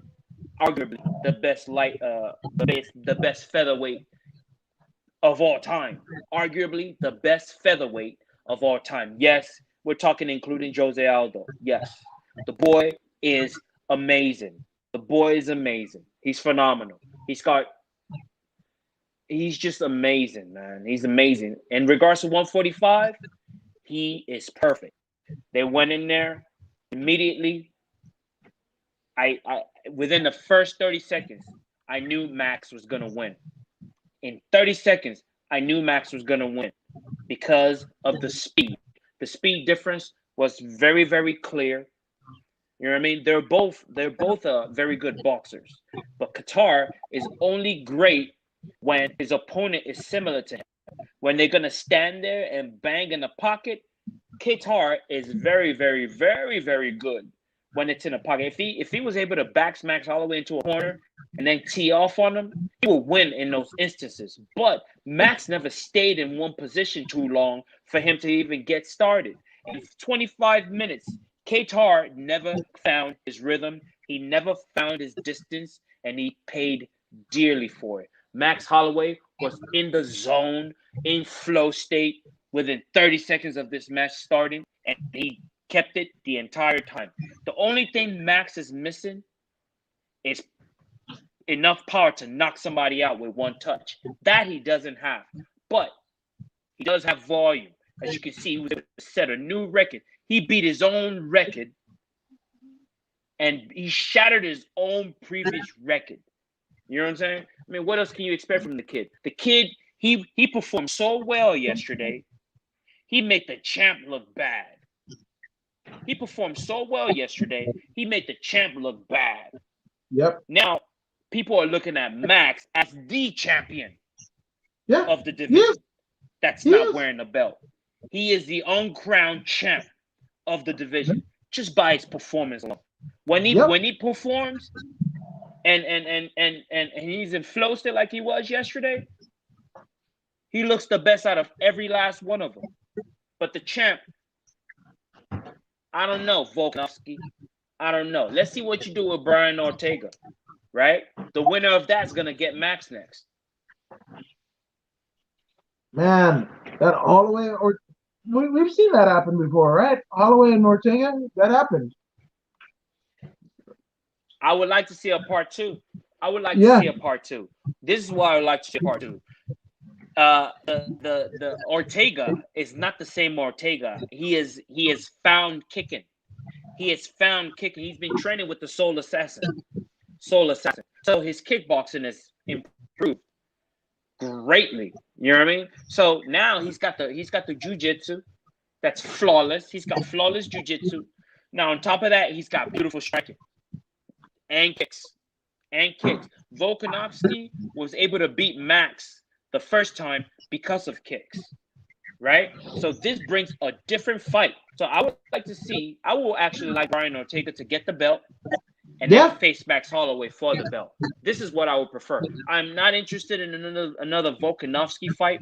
I hope Brian Ortega is able to choke this dude out without getting hurt so we can set up that match immediately. Nope, 100%. 100%. I couldn't agree with you more. So, I mean, I hate to look over Volkanovski and everything, but the thing about it is, I think that everything has passed Volkanovski by as he sits on the throne, and even his, him being sired to the throne is kind of unheralded, because what has he done to raise the level of his performance, his stature, the stature of the belt? Is it the belt that makes the man, or the man that makes the belt? In the instance of Alexander Volkanovski, and no disrespect to him, but again, he's been given, UFC embedded. He's been given countdowns. He's been given a guest starring spot on the vaunted Joe Rogan Experience, and has done fuck all with it, right? So give it to somebody else who deserves it. You put Brian Ortega on Rogan, that's going to do something. So that's going to touch people. That's going to reach people. Holloway has already been on Rogan, but let's do it again. That was great, the Blessera, So, and this is coming from a guy when that whole Bisping, interview, and it looked like Max had blacked out and whatever. I never wanted to see Max fight again. And I can't believe I'm saying this, but Max is. I hopefully he wins that title back, and maybe we'll see maybe three. I don't want to see Max is what 29. I don't want to just see him fight to 35. I want to see him retain the title, maybe do three defenses and call it a day. I want Max out by 32. He's making money on Twitch, streaming games. He's moving the needles. He's gotten those fight of the night bonuses. And yes, he's got some alimony payments from the ex-wife and whatever. Yeah, but I mean, it's not too bad. So Max is doing okay. So I want to do, that rematch for the title. Yeah, that's gonna be Ortega as champion, Max challenger. Max somehow beats Ortega, like he did the first time. Then we see three more defenses, and then it's a wrap for Max. I don't want to see any more head trauma from Max. Not at all. Yeah. Yeah. I mean, Max himself was talking about the same thing, man. He's like, yo, protect it. What did he say? To quote him? Protect your brain or something like that. I forget the exact word he used, but you can tell, that the losses to Volkanovski got him thinking deeply. You know what I mean? Thinking about the future and what's coming next. I hear him talking about, yeah, man, I want to have more kids. I want to be able to spend time with my kids. So he's thinking about ending it. He's thinking about ending it, but at the same time, there's still work to be done in his mind. He wants that title back. He believes he's the best. He wants the title back. And I mean, another thing that he did was after the fight, he didn't talk about himself, man. Immediately, he started promoting the pay-per-view. Can you believe that? He's not even in it. Immediately, he starts promoting the pay-per-view of the lightweight division. I mean, he threw himself in there a little bit like, yeah, man, if anything happened, you got my number, hit me up. I'll be here for one more week, But he took the time to promote the pay-per-view. Now, one other person did that. Only Max did that. You know what I'm saying? That tells you a little bit about the kid's character. He's a company man. Most definitely, he's a company man. You know what I'm saying? And he cares about the success of others. He cares about the success of others. I mean, what else can you expect from a kid like that? He's a little kid, 29 years old. He's not even 30 yet. And he's already behaving in such a way. Kudos to Max Holloway, man. I'm so happy for him. And by the way, Max is still missing the kicking game, man. I believe Max would have had a KO yesterday instead of turning back kicks to the body. If he would have, the first few to the body, now Qatar is thinking, okay, it's coming to the body. So if he spun the next time and went straight for the head, spinning heel kick, he would have knocked him out. And that would have been a bonus. Yeah. Another bonus. So, 2 bonuses. So that's it. Now, before we're going to pretty much run through the Wednesday card, but before we get to that, Don McGuire wants to know our thoughts. Mm-hmm. If they pulled cancel culture on Pat Miletich and the LFA after him being photographed at the Capitol, the siege on the Capitol, right? Do we think that Dana White's political preferences will affect the UFC in a negative way in the same circumstance? I don't think so. I don't think so. See, the problem with Pat Miletich was he was there, physically there. You know what I'm saying? If he was just there, politically affiliated, but not physically there, then he'll still have his job today. But the fact that he was there in person, taking photographs, people were Americans are sensitive, very, very sensitive. Like, let's say, for example, this was Nigeria, and Pat Miletich was taking a photograph with people who did what they did. I don't believe they would have done anything to him. I don't think he would have been fired. But America is different. America is very sensitive in that regard, and they don't play. especially in this Me Too, you too. What is it? Me Too is Me Too, you too culture. Everyone's oversensitive. I mean, you got to be careful about gender pronouns, or you get sued. You got to be careful about this and that. Not to talk about taking photographs with people who stormed the Capitol building. You know what I'm saying? So, in regards to Dana White, nothing's gonna happen to Dana because Dana wasn't there. He wasn't there in the flesh. Even if he feels for these people and he's with them mentally, the fact that he wasn't there in person, you can't really say anything to him. You can't really say or do anything to him. This is how I feel.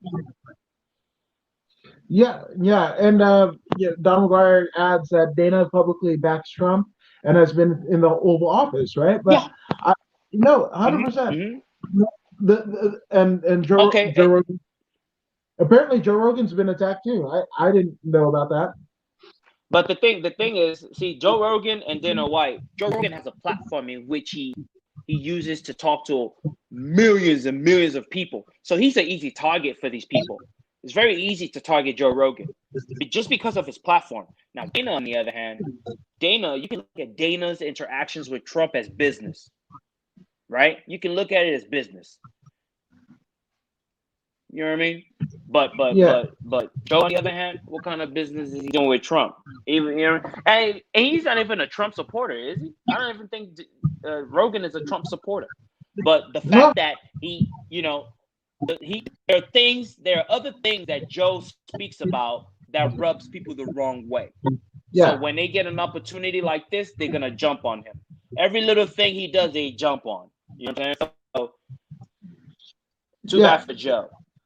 Yeah, and I don't know, because you mentioned so Dana is much like Vince McMahon, right? Well, Don, like you said, Dana's been to the Oval Office. Well, you got to remember, Vince McMahon's wife, Linda McMahon, left her position as COO, Chief Operating Officer of a publicly trading company in WWE. That her and Vince built, right? So essentially, she steps away and runs on the Republican ticket in their state of Connecticut, where they set up shop of the WWE, right? And I think she spends something about like $14 million of her own money on 2 failed Senate campaigns in their home state of Connecticut, right? And then donates $10 million to the Trump campaign back in 2015, 2016, and she becomes small business chairperson of the first half of the Trump presidency. Thank you.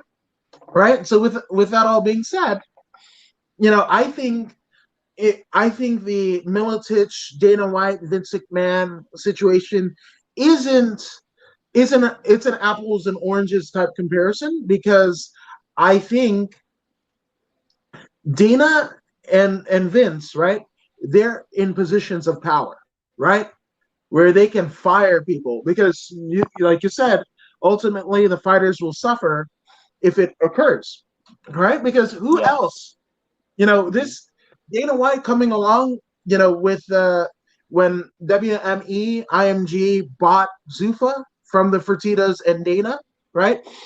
That almost reminds me of when Ted Turner brought WCW or Jim Crockett Promotions, right?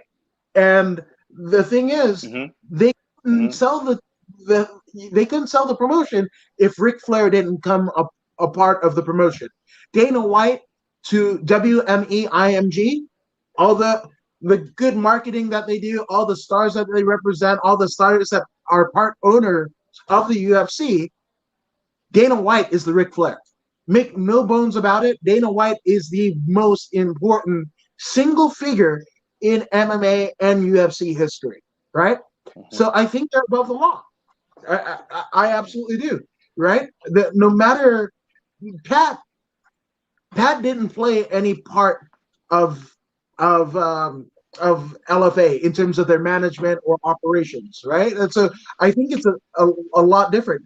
Pat was an employee of, total disclosure, Ed Soros, the same person who owns Black House, owns the LFA. He's the president of of the LFA, right? So with that being said, and even if Pat and Ed, let's just say, I'm just throwing it out there. Let's just even say that their political ideologies are in line with each other. But guess what? Just like Dana got the Tachi Paulus pulled from with under him, right? There's always going to be power players in play, right? And I think the fact that the UFC was on ABC last night or yesterday afternoon was a mea culpa to Dana for taking away Tachi Paulus from him, right? Because he's proved every weekend since July, putting on a pay-per-view, that he essentially will bring in revenue for the new, whether it be WME this ESPN deal, which the parent company is Disney, all that jazz.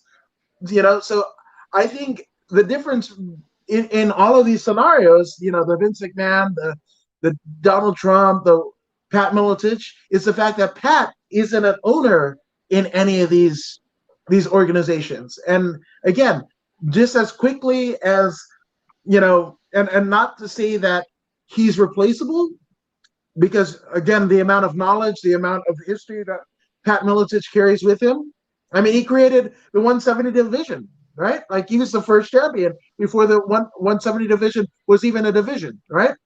But that being said, right, he is an employee of LFA, right? It's not the other way around. And again, quickly, they brought in the gal from Invicta, Lauren Sacco, right? Lauren Sacco and Alan Joban, right? That just shows, again, he was just a cog in the wheel. He was a cog in the machine, right? That is the LFA. And I know we both know friends that fought in the LFA and won, and it was bigger than the win that they got to be interviewed by Pat Miletich after, right? So those are facts, right? You're never going to replace Pat. But they did. Within a week, they had Joban and Lauren Sacco along with Ron Kruk, and they were doing it. And that looks like, that could be the new thing. They had Chiesa in there, when Pat, was essentially had the DUI, right? So yes. they've already been thinking about it. But again, replace Dana. Who's going to replace Dana? Who's going to replace Vince McMahon in the WWE? There's no comparison. There's no comparison. It's a completely different thing, right?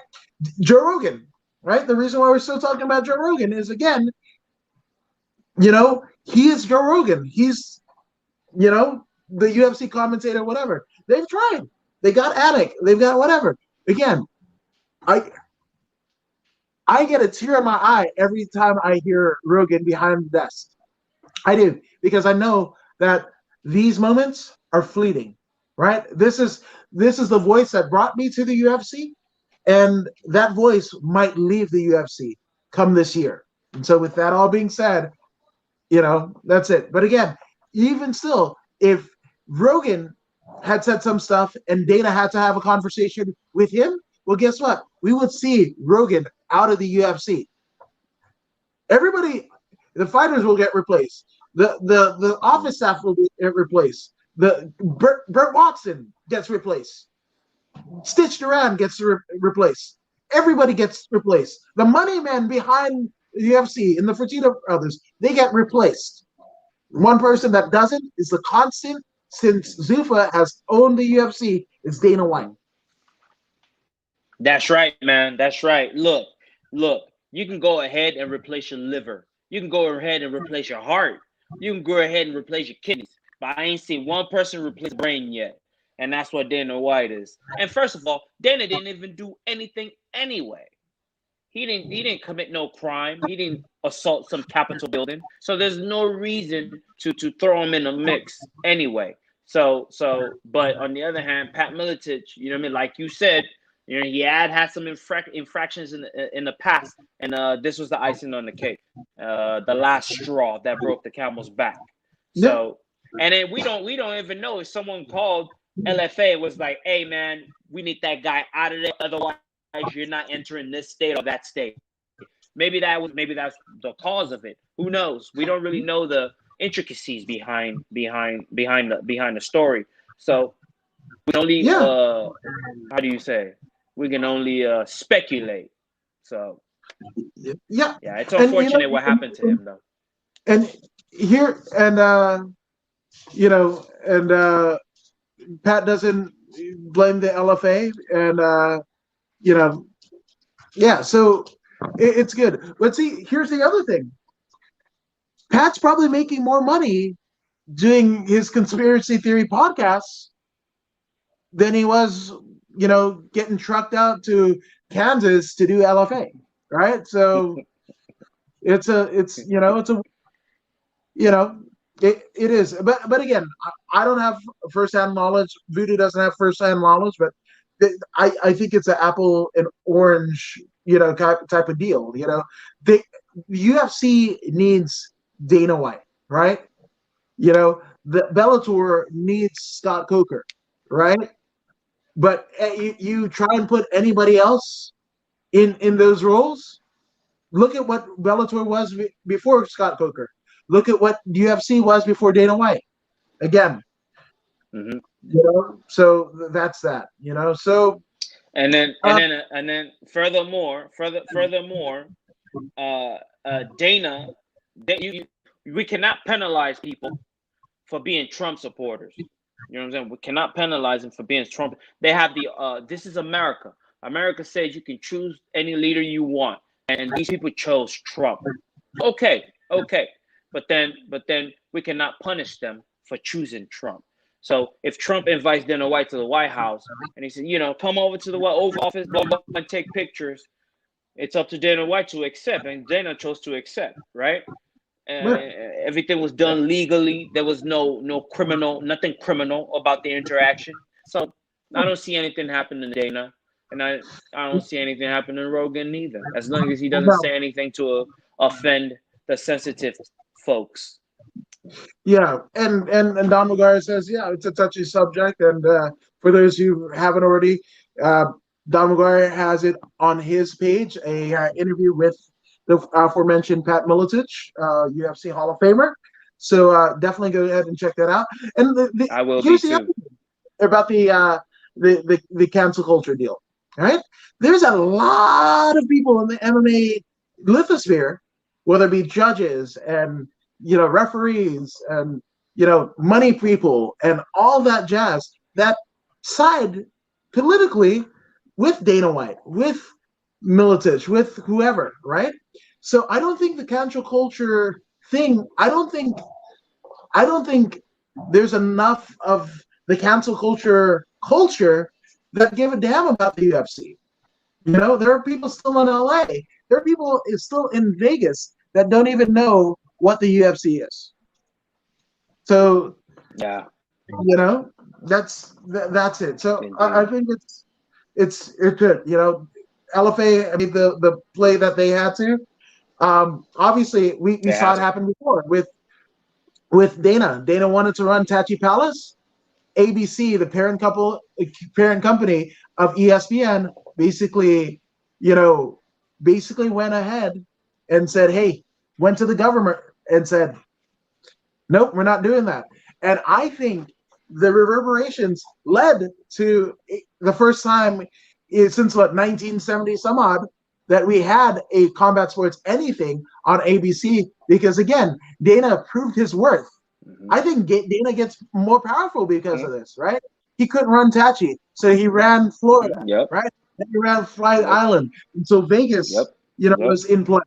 Ran Florida, then ran Vegas, then ran Fight Island, and whatever. And again, all of that is revenue going to the Disney Corp company and ESPN and everything like that. So whoever made that call from ESPN, Michael Eisner or whatever from Disney, right? They're eating shit because again they allowed him and his thing that they so wanted him to be off of, that even though he's in their kind of corporate structure, right? They gave him the real estate on ABC, first combat sport anything since 19 something or other, the first UFC event ever on ABC. Mickey Mouse and cage fighting. That's where we are in 2021. And the reason why Hey, is because Dana has proven himself since that Tachi Palace thing to be a moneymaker.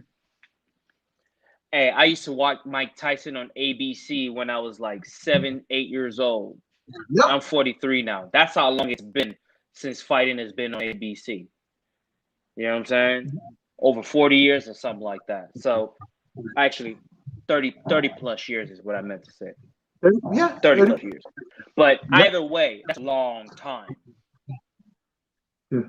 Yep. And for and we just need to stop hating each other. I love you both equally. Love you too, Don McGuire. And Voodoo is just pretty. Most dead. I do not deny that. Voodoo is a pretty piece of media. I'm the beats. Thank you, sir. That's how it goes here at Voodoo, 100%. But let's get some quick hits, right? Obviously, Wednesday night UFC UFC Fight Island 8 is going down. Are there anything that kind of strikes out to you, Voodoo? No, nothing I really. got nothing. Nothing. Can I go with my thought? It's clearly. Go ahead. Oh no, you're making a point. So go ahead. You said it's clearly. Oh, I was saying that I'm looking at the lineup, and there's a lot of new names, man. I don't start seeing familiar names until fight number 6, 7. A lot of new faces, which is fantastic. I always love new people getting opportunity at the highest level. You know what I'm saying? So this is one of those the UFC casting a huge net, gathering a bunch of fish. Now they're gonna pick out which fish they want. Oh, we don't like this flounder. We don't eat flounder. Where are all the juicy fish at? So this is what we have going on. So they've brought in a whole bunch of new talent, new face, and then whoever performs will stay. Whoever doesn't perform, adios. This is what I feel this card is all about, and we're gonna find out. No. So here's two quick hits for me, right? This is actually a brother card, right? Because we actually will have Douglas Andrade of Brazil against a 9-0-1 Lerone Murphy, right? Of England. So that's one thing, right? But I think the craziest kind of brother deal is none other than the Jerome Rivera fight on the prelims, and he goes up against Juan Francisco Figueiredo. Does that name ring a bell? That isn't the champ's brother, is he?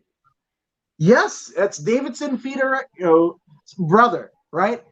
That's Davidson Figueiredo's brother, younger brother. And for Davidson himself, he's gone on record to say that his brother he sees as a copy of Israel Adesanya. Yes. What? So again, we know what Davidson Figueiredo does at 125. How scary, dominant he is, right? And his little brother is even scarier, right? This almost reminds me of Fedor and his brother Alexander, right? It's just the little brother is scarier than the big brother. The big brother is the fucking boogeyman. That's what we got here, So that's I think that's a sleeper hit of the card. Obviously you've got Roxanne Modafferi stepping back into the cage. Yes. I don't think it goes her way. I think this might be the one that kind of sends her away from the UFC. And I'm a Roxy fighter fan, but I don't think there's a lot of stock in Modafferi, going forward, especially if she loses in this next fight. So there's that. We've got an Omega Madoff in there. We've got Sue Muradiji who, my goodness, I mean, the last time that we saw Sue, he knocked the shit out of his opponent, and I think that was on Fight Island as well. Yeah, he beat the shit out of Malcolm Yes. Gordon. Yep, Malcolm Flash Gordon got squashed the fuck out. You know, so so I think that's it. I'm looking forward to the Victoria Leandro Manon Fiore fight. I think that's fun because 8-2 of Victoria Leandro and Manon's got a 5-1 record, so I think that could be a fun fight. Uh, Dalcha Yeah. Lambulo, Manon, right? Manon is pound for pound the best in the Middle East. Pound for pound the best in the Middle East. Manon. Yeah, yeah. So and then we've got Ricky Simone. You know, Yes. fucking hey. You know that dude always throws leather anytime that he steps into the octagon, and I think this will not be any different. Tyson Nyam is fighting. You know, I think there's going to be whether he gets knocked out or he knocks out Max Schnell. I think somebody is getting knocked the fuck out in that one. So, and then obviously Tyson Nam is back. Yeah, Tyson Nam is back too. He's bad. Yeah, he's bad. Mother, shut your mouth. Right. So. Oh yeah. We've got those two, right? We've got Warley Alvarez, which I didn't think that we would see in 2021. Warley Alvarez, man, but we got that, you know. But Monia Lazizez, you know, he showed out big time the last time that he was in the octagon, you know. So there's some good fights. Villanueva, he got knocked out the first time. You know, Hurricane, you know, hit a hurricane named Jordan Wright. You know, in his last outing. So I think he wants to do something, but I think he's going to be famine. He's going to be, you know, it's feast or famine. I think Vinicius Morea is going to feast on the carcass of Ike Villanueva, 100%. You know. It's gonna be interesting. It's gonna be very interesting. And this Vinicius fella looks very fit. He looks fit and fast. And we're probably gonna see some pretty good jiu-jitsu out of him. That's what he's looking like. He looks like he's gonna be fluid in jiu-jitsu. I see him submitting the opponent. He is on a 3-fight losing streak though. He lost to Alonzo Menefield. Yeah. He lost to Eric Anders. He lost to Paul Craig. 2 knockouts and a submission. Yeah. But before that, he was flawless. Yeah. Crazy We'll streak. see. Submission. See? Yeah, submission. Yeah. Yeah, he's a jiu-jitsu fella. Vinicius. Yeah, so I think he finishes Ike Villanueva. Nothing against Ike. I agree. That's a layup. And this is a main event that just smells either it's either going to be a submission or a decision in the main event with Maverick Mike Chiesa against Neil Magny. Yes. I think we're getting either somebody's getting submitted, somebody's getting a decision. I don't think we're getting a knockout. This particular matchup in the main event is going to be a wrestler's dream come true. All the wrestlers are going to be tuned in. They're going to love it. My coach, Brian Peterson, is going to love this particular match because this is his world right here. You're not going to see excellent striking from Michael Chiesa. You know what I'm saying? That's not what he does. Even though he's a okay striker, you will not see any striking. Immediately, he's going to initiate his grappling, and he's going to try and submit Neil Magny. Neil Magny, whenever he's in there with a guy that can scrap, he tends to scrap as well. See, Neil Magny will rise to the level of his opponent, and if his opponent wants to grapple, then he has no choice but to grapple. So, it's not going to be a fun main event. I can tell you that much. The fight of the night is going to come from the undercard. It's not going to be in the main event. It's going to be someone down in the undercard. I see Sue Maderge. possibly coming through with a knockout of the night type performance. I see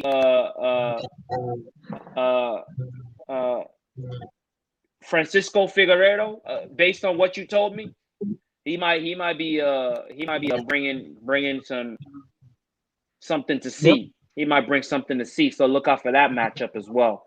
And the Dolce Lugambula versus Marcus Perez. I think that's going to be a fun fight.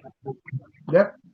I think that's going to be a fun fight. That Marcus Perez is the one that paints his face like the Joker, right? Right. I believe that's him. That's a dude. That might be a fun fight. I think they're closer to the same level, so you might see some a good scrap out of there. But the main fight that I want to see is Su Maderje from China. No, he's not from China. He's from Mongolia, something like that, isn't he? Mongolia, yep. Is he Chinese? I can't remember. Mongolia, Oh, yeah, China. The Tibetan eagle. He's a Tibetan He's a eagle. Genghis Khan motherfucker. So, yeah, he's straight up. But Sichuan sounds like some mountain somewhere. He's not from mainland, I can tell you that much. He don't look like a mainland guy. He look like a Tibetan up in a mountain type dude. So he ain't a monk. That's for he's sure. on a 2-fight win streak. Yep. So yeah, he lost to Louis Smoker by armbar. He lost to Louis Smoker by armbar. His last loss, Louis Smoker. I mean, Smoker is no pushover. The man's a UFC veteran for many, many, many years. No matter how young he looks, he's a UFC veteran. So watch out. This is going to be a slobber knocker. It will be. It will be. Now, speaking of slobber knockers, a bit off topic, but we both, all of us, we love Christine Misfit Pereira, Police Gazette champion, but she said she's walking away from BKFC. Your thoughts? I gotta have something. You got any thoughts, Voodoo?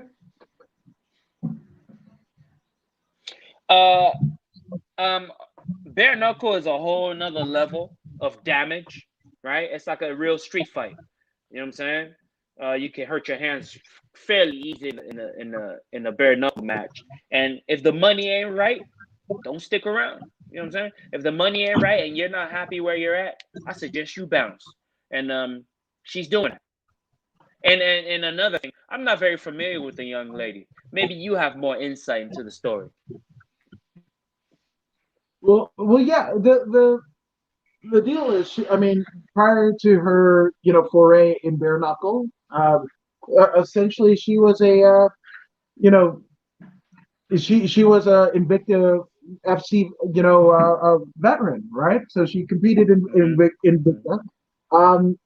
Yeah, the thing about it is she is marketable, right? She is marketable if you do it right. Now, I don't know if it's them not liking her or whatever, because she is almost built for bare knuckle, right? Her look, her style, everything. She is just she's a torrential downpour on the desert that is the female, BKFC roster, right? But the thing about it is, and I see this. So apparently, Rachel Ostovich is getting Paige Van Zandt. So if those two stories are related, which I believe they are, right?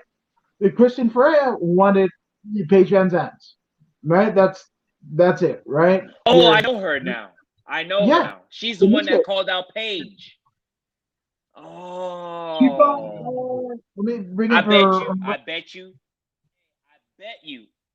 They're trying to pay Paige Van Zandt a whole lot more money than they're paying her. I bet you that's what it is.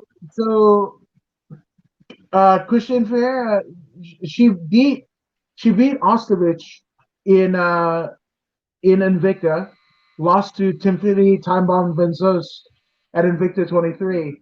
But the only time that she lost in bare knuckle was against Helen Peralta, which she's the current champion, right? So And it's just, again, I think I think that the Misfit is somebody that is born for BKFC, right? Born for bare knuckle competition, right? But if they can't agree, come to terms in terms of money, if I were her, and I know she's in her, mid to late 30s, but I mean, you could try some boxing. I mean, if it's in her to still compete, do some boxing. I think boxing will do her well. Um, she would even in her MMA kind of dalliance, she was more of a striker anyway. So just hold on what you know, do boxing. I think she might do well there, and maybe secure a nice payday before she calls it a career. But we've seen the best Christine See, Ferrer. the problem with boxing, the problem with boxing is for a woman, you know what I mean? Not much money and not much. They're not very visible. You know what I mean? Boxing is not really pushed. Female boxing is not really. I mean, look at the champion. What's her name? Clarissa Shields. The one that's transitioning to PFL. Clarissa Clarissa Shields. Shields. Clarissa Shields is a multi-division champion. Multi-division champion. And she's willing to go to MMA. Something's got to be wrong in boxing for Clarissa Shields to go to MMA to look for competition. Oh yeah. So yeah. This misfit who is not even close to the level of Clarissa Shields, where do you think she's going to disappear, man? No one is ever going to hear from her again if she goes to boxing. Even if she has the performance of her life, it's not going to make it to ESPN, and no one's going to care. So I suggest that she figures something out, either go back to Invicta or figure something out with these bare knuckle folks, because the end of the rainbow is near. You know what I mean? You don't have many other options. You need to think about that. I don't think she's going to make it to the UFC. Is she? Is she good enough to make it to the UFC?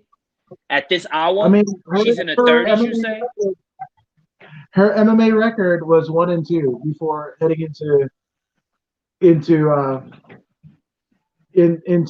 BKFC. Now, obviously, she had a lot of amateur Muay Thai fights, but that's the thing, amateur Muay Thai fights aren't bringing home the bacon. So it's sad. It's sad, And Don McGuire says, couldn't agree more. We need to do a cross-topic show, all three of us soon. 100%, we need to do that. And I'm in. I'm in. Yes. And Layla Carter, 8-time world champion, 5 division champ. Her biggest payday was 40 G's. That's it. That's it. When the UFC is giving out $50,000 fight bonuses, again, an 8-time 5 division world boxing champion, his biggest payday was $40,000. Think about to get to that pinnacle of the sport, how much time, how much money, how much sacrifice that it got to be to where she was an 8-time world champion in 5 divisions, and your biggest payday, your payoff, your WrestleMania is 40 G's. Yeah, so that's why I will always push women's combat sports. It's it's not it's not a vanity thing. It's not, oh wow, I like the way that Rachel Osowich looks, so I'm gonna it's none of that. None of that. Again, where women's combat sports are, especially in MMA, women's combat sports, women's MMA is today is essentially where men's MMA was 25 years ago. Women's boxing is where men's boxing was literally in 1700. So, and Victor Morales got 25 mil for five fight deal. 25 million for 5-fight deal. This definitely needs to be fixed. Which I don't even know Victor Morales. I don't even know who he is. I couldn't tell you what he looks like. Nope. 25 million. But this lady, 8-time champion, 8-time champion, and $40,000 is all you can pay her. Yep. Come on now. Something's wrong with boxing. That again, this is why I'm so hard in the paint for women's MMA, for women's boxing, because I just, that it needs to, that gap needs to narrow. That gap needs to narrow because, again, what you go through as a combat sports athlete, especially as a, as a female, it's way more than what a male goes through. Think about weight cutting. Think about, building mass, building speed, all of that. To be a good, not just great, but like just a good Muay Thai fighter, a good mixed martial artist, a good karate fighter, a good boxer if you're a female. So shout out to all the females that are, and shout out to everyone that's in combat sports, but shout out to the females because again, we need to like again shorten that gap. We need to make it a little bit more narrow in terms of pay structure. And again, men's MMA isn't where it needs to be in terms of pay. Not one iota, not one iota. But it looks. I mean, you'd be a millionaire theoretically before you would, in women's boxing. So. Jesus Christ, man. We need to do better, So, just saying. It's terrible, right? Terrible. I mean, it's not like these people aren't trying, It's not like they're putting up mediocre performance. They're putting up some good performances out there, and still they're getting garbage. It's really unfortunate that this is where we're at. You know what I mean? It's like the UFC, for example. I mean. Come on, man. Nate Diaz, 40 to fight, 40 to win before McGregor. 40 to fight and 40 to win. That's it? $80,000, that's it? That's it? Are you serious? This is Nate Diaz we're talking about. Nate Diaz. Nate Diaz. Before he saw McGregor, Nate Diaz should have been making at the least, man, $400K. At the least $400K to show. And another 400 to fight. Come on, man. Come on, man. He was making 40 and 40 to win. What? That's unreal. Unreal. Again, that's where we're at, but hopefully it gets better. Hopefully it gets better in our lifetime. But one thing, and Don McGuire says USA Olympian signs a golden boy. So there's that. And MMA paid $1,000, $100,000 for 3 fights in one night. Now they're paying better. Oh, I'm sorry. They paid $1,000 for 3 fights in one night. Now they're paying better than most genres of combat sports. Wow. Yes, that's where we are. Can you imagine that? Early days, the days of the late great Paul Varlins. Again, 3 fights, $1,000. That was it. That's what you got. Risking your life and limb, $1,000 for 3 fights, and you have to win them. Yeah, and you have to win them. You don't just compete in them. You can get show money. No, you have to win all 3 fights to get that $1,000. So, hey, you know what's so sad? Even though the current state is so pathetic, it's still miles ahead of where we started. Yeah. So shit, man. Wow. So yeah. Well, before we leave, there's a cool little article. So you know how Dustin Poirier, he has his charity, right? That feeds a lot of people and whatever. Michael Chiesa, who's headlining Wednesday's card with Neil Magny, essentially is donating his autographed fight kit for Fight Week to the charity to be put up for auction and raise money. So shout out to Michael Chiesa, even though hopefully we didn't dog him too much, but he's a great guy, a fucking incredible commentator. So shout out to Chiesa. The fight's gonna be boring, but shout out to Mike. Shout out to Mike. Shout out to Mike Chiesa. But Conor McGregor is going to be dropping $500,000 on that same foundation. So there you go. Yep, 100%. So the Good Fight Foundation, you guys are gonna get the biggest paydays of your lives this week. So shout out to the Good Fight Foundation. And Dustin Poirier. There you go. There you Yeah. go. Though. You guys, There you go. Undisputed, you guys aren't taking L's this week at all. You know, Win-win situation, baby. And then very quickly, do we feel that Khabib's leaving and coming back is a publicity stunt? No, I don't. Not when I.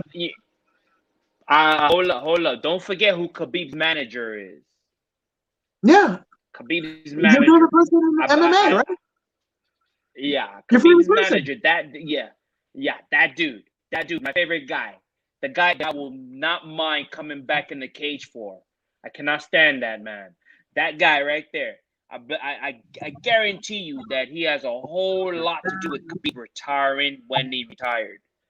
But I don't believe it's got anything to do with Khabib's mom. This is a money push.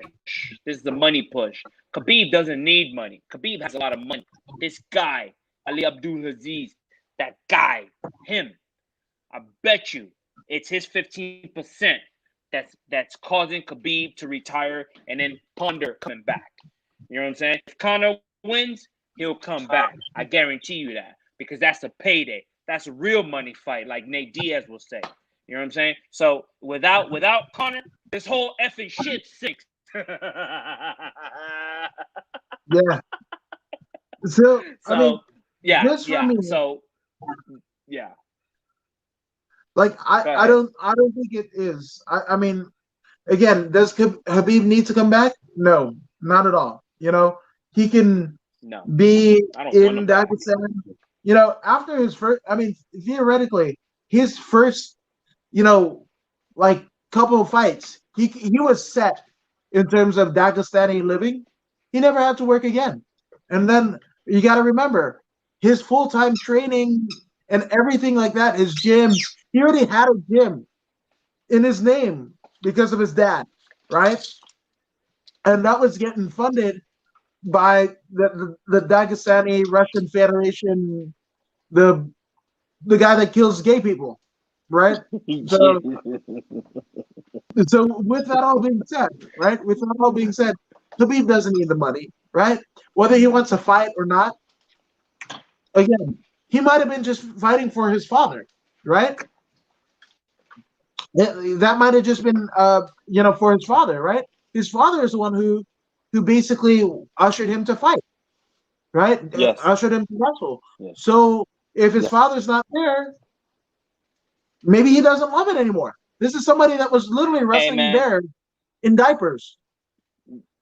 Khabib loves being famous. Trust me. He loves being famous. He loves the attention. Khabib loves the attention. He loves to be adored. Khabib loves to be adored.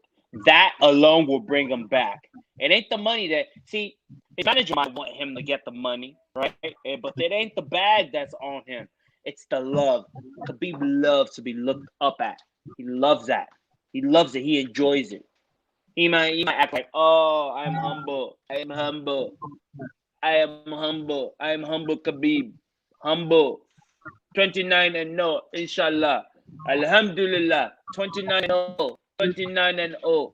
This and that. It's all BS. Khabib loves to be looked up to. He loves it. He enjoys it. This is why Khabib will come back. He will come back for this. And the only person that can give him the limelight that he deserves, it ain't gonna be Charles Du Bronx. Justin Gaethje. Huh? Dan the Hangman Hooker. What? What's that guy? Chandler. None of them dudes is gonna sell over $1 million pay-per-view. You might get $500K out of those guys. Justin Poirier, you might get $600K out of that. The only person that's gonna get him to where he needs to be, so the world can see him, not Russia or Middle East, the entire globe. For him to be seen by the entire globe, he needs Conor. No matter how he acts like he doesn't need Conor, I would not say his name. That guy. Yeah, that guy. I would not say his name. That guy. No matter how much he does that, he knows deep down in his heart that he needs Conor. Without Conor, he doesn't get that peak that he's looking for. And if Conor beats Gaethje, I guarantee you Khabib will be back because he loves the limelight too much. Period. I kind of don't give a shit whether he returns or not. It's not going to move the needle. No, I mean, this is all honesty. And again, my favorite Khabib fight was the one with Edson Barbosa, where he just completely took the fucking soul out of Edson Barbosa. Edson Barbosa has never been the same since, right? Fucking looked like one of those what is it, that stress reliever with the fucking things, the eyes that pop out. That's what fucking Edson Barbosa looked like after the beat. Okay, so there's that. Now Don McGuire wants to know, is he the GOAT or not? Many are divided. I'm not divided. No, he's not the GOAT. You don't get to be the greatest of all time. Yes, not at all. What say you? I'll let you go first. I'll let you go. You go first, brother. You go first. Right. I'm about to cut this fool up. He's not the fucking GOAT. He's not the fucking GOAT. Yes, undefeated, 29-0. It's really good on fucking paper, right?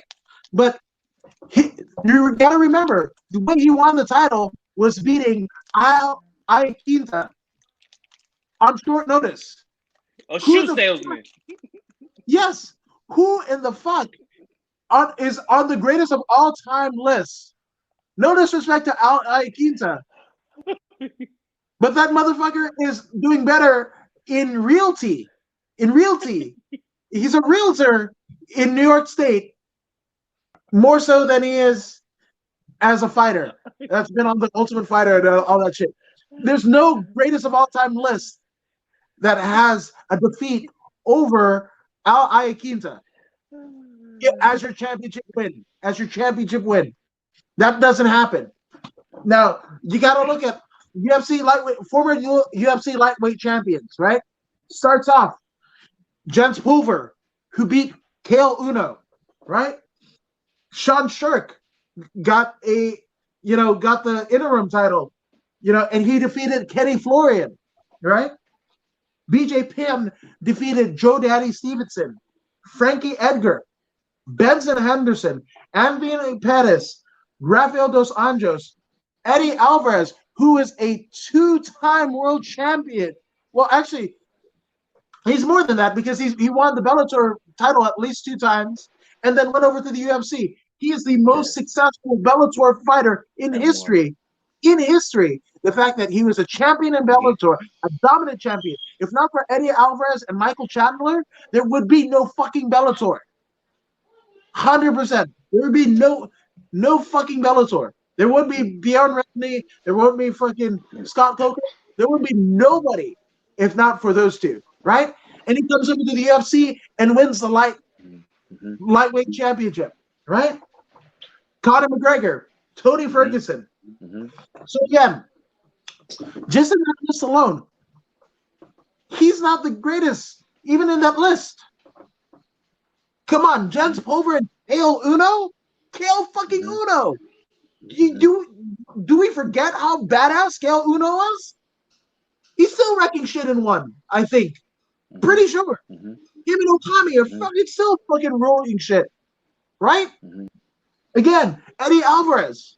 Eddie Alvarez gets a notch wherever you rank Khabib, Eddie Alvarez gets one notch higher. Because again, with Khabib, again, 29-0 sounds fucking great. It sounds perfect. Sounds marvelous. Undefeated record. But who are the 29 fighters? When did he face real competition? Right? It wasn't until Quinta did he face real competition, championship level competition. So no, he's not the greatest of all time. Oh, not even in the top 10. Yes. And again, Out of 10 lightweight champions, guess what? He's not there either. Hey, man, look. Sure, he is a very great wrestler. I'll give him that. No man on this planet can take that away from him. But how can you consider yourself the greatest of all time when you have to cut 50 pounds to make your weight class? You're pretty much going down there and bullying little people. You're bullying little people. You're cutting 50, 60 pounds to get down to 155. If you're so badass, why don't you stop by 170 real quick and see what's up with Kamaru Usman? Everyone talks about, Khabib, he's very tough. He out-wrestled Luke Rockhold. This is a 185-pound dude. He out-wrestled Luke Rockhold. He out-wrestled DC. This is a heavyweight. If you are so bad and you can out-wrestle all these dudes, why do you have to kill yourself to make 155 if you're so great? You know what I'm saying? Connor's not so great. He went from 145 to 155 to 170. That's great. Yeah. Anthony Pettis, 145, 155, 170. That's great right there. Yep. Let's talk about the true king of greatness. The true king of greatness. What's his name? The shooter with the dog. The brother with the gun, with the guns. He's always shooting now. He moved up to the heavyweight. Former champ. Undisputed. The true John Jones. John Jones. Who? John Jones dominated his division. John Jones. He dominated his division. And he thought to himself, you know what? I need to leave these little people alone and go find some real challenge. That's what greatness is all about. That's what greatness is all about. Now, if Khabib wants to contend the greatest 155er, okay, I'll give you that. You're the greatest 200-pounder to make 155 and dominate all the little people. Now, because that's all he did. He strong-armed everyone. He strong-armed everyone. I'm sorry? Did BJ Penn fight at light heavy? Yeah. Hey, BJ Penn went all the way to 205. Now that's greatness right there. Right. That's greatness. BJ Penn went to 145, 155, 170. He fought Lyoto Machida at 205. Come on, man. Yep. Come on. Now that's greatness right there. That's greatness. And then BJ Penn went all the way up there. He got fat to get up there. No.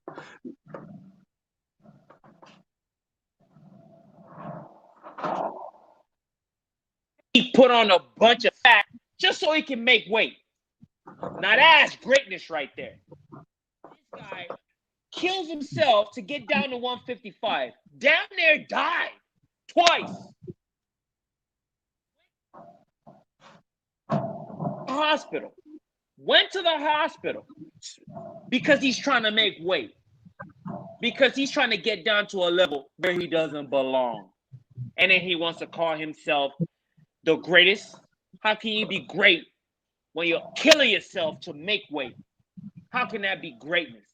You know what I'm saying? That ain't greatness. You're going down there and you're bullying a bunch of small people. That's what that is. If you truly want to be great, go challenge for the 170. Beat him. And then go challenge for the 185.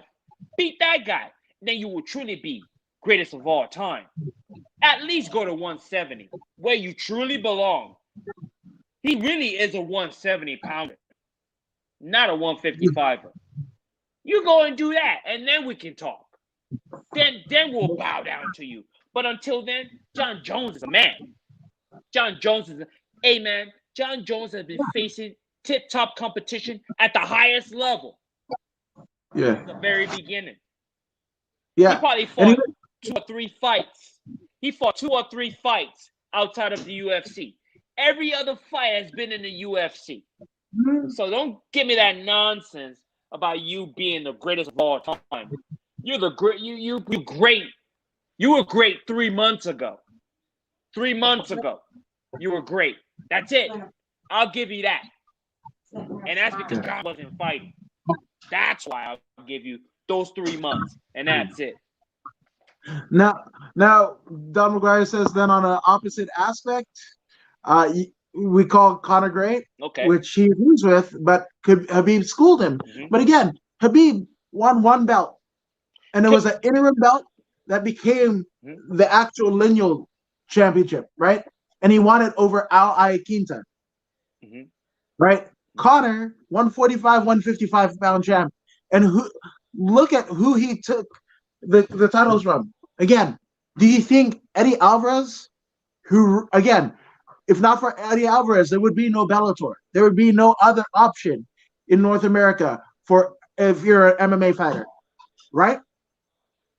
All right, the careers of Chris Cyborg, of Fedor, of Rampage, all of those, their careers would have been over after the UFC let them go, right? All that, right? But again, he knocks out Alvarez. He knocks out Aldo, who, again, you want to talk about featherweight goats? Even Max Holloway would say that's 1 and 2. Holloway and Aldo are 1 and 2 for goats, right? Of the featherweight division, right? So you get featherweight. Yeah. So again, even with the win over Conor, even with the finish over Conor, right? In my book, Conor places above Habib because Habib doesn't have 2 titles in 2 different divisions. He has essentially a glorified interim title that he's defended. He successfully defended it. Now that win over Justin Gaethje, that was fucking great, right? But again, when you've got Tony Ferguson still fighting, and we didn't get that fight, no, you're not. And again, he would probably fall. He'd be right neck and neck if he had beaten Tony. If he finished Tony in a fight, they would probably be Habib and Conor would be neck and neck, even after Conor lost. You know? And yes. Eddie Conor took out Aldo, right? So Conor took out both of them. Conor took out Eddie. Conor took out Aldo, right? Finish them both. One in Madison Square Garden. One, again, had a fucking shit ton of, literally undefeated for over 10 years. And that's what we're getting, Voodoo got fired up. 100% Voodoo got fired up. Hey, look, since you want to bring it up on the table, let's put it all on the table, man. Let's put it all on the table. Hey, who has Khabib fought that's gone to do great things? Name one. Other than Conor, nobody. Conor was already great. Actually, Conor raised Khabib. Conor's great after the loss. After the loss. Did it stop Conor McGregor's drawing power? Because Saturday, we don't have crack streams. We got $20 extra to watch. Right? So Conor's even after the loss to Floyd, Conor's still a draw. Right? Again, unfortunately, Habib is delusional if he thinks he's better than Conor in any respect. Was he a better fighter? No, he was a better wrestler on that day. If Habib, he's a better wrestler. You mentioned it, quite a while back, right? If Conor kept it on the feet and Habib had it on the feet, Habib would have lost.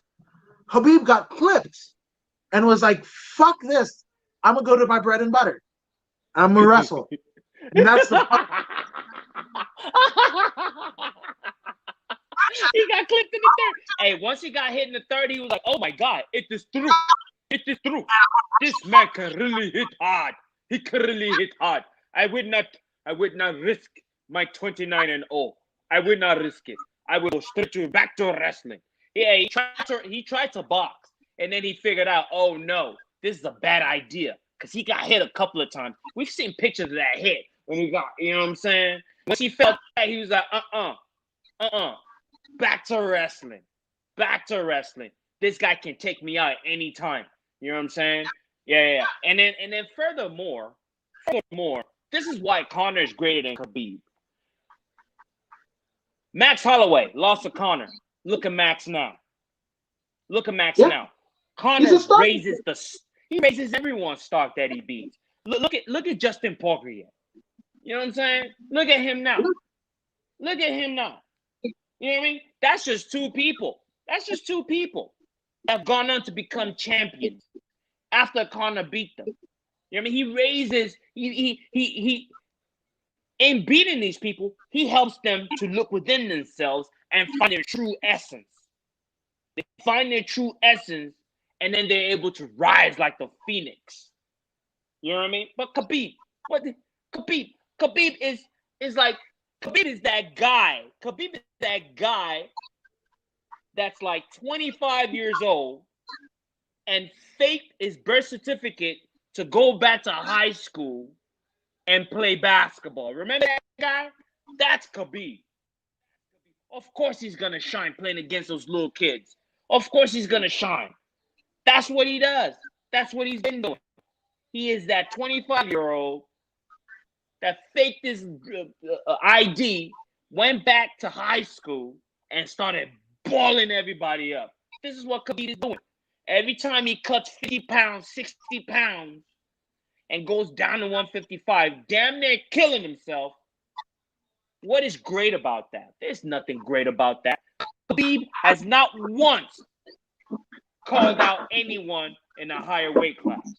Not once. What's great about that? No, you beat 29 little people. 29, you beat down 29 little people. People that you were clearly bigger than. You beat them all down. You feel like you're undisputed.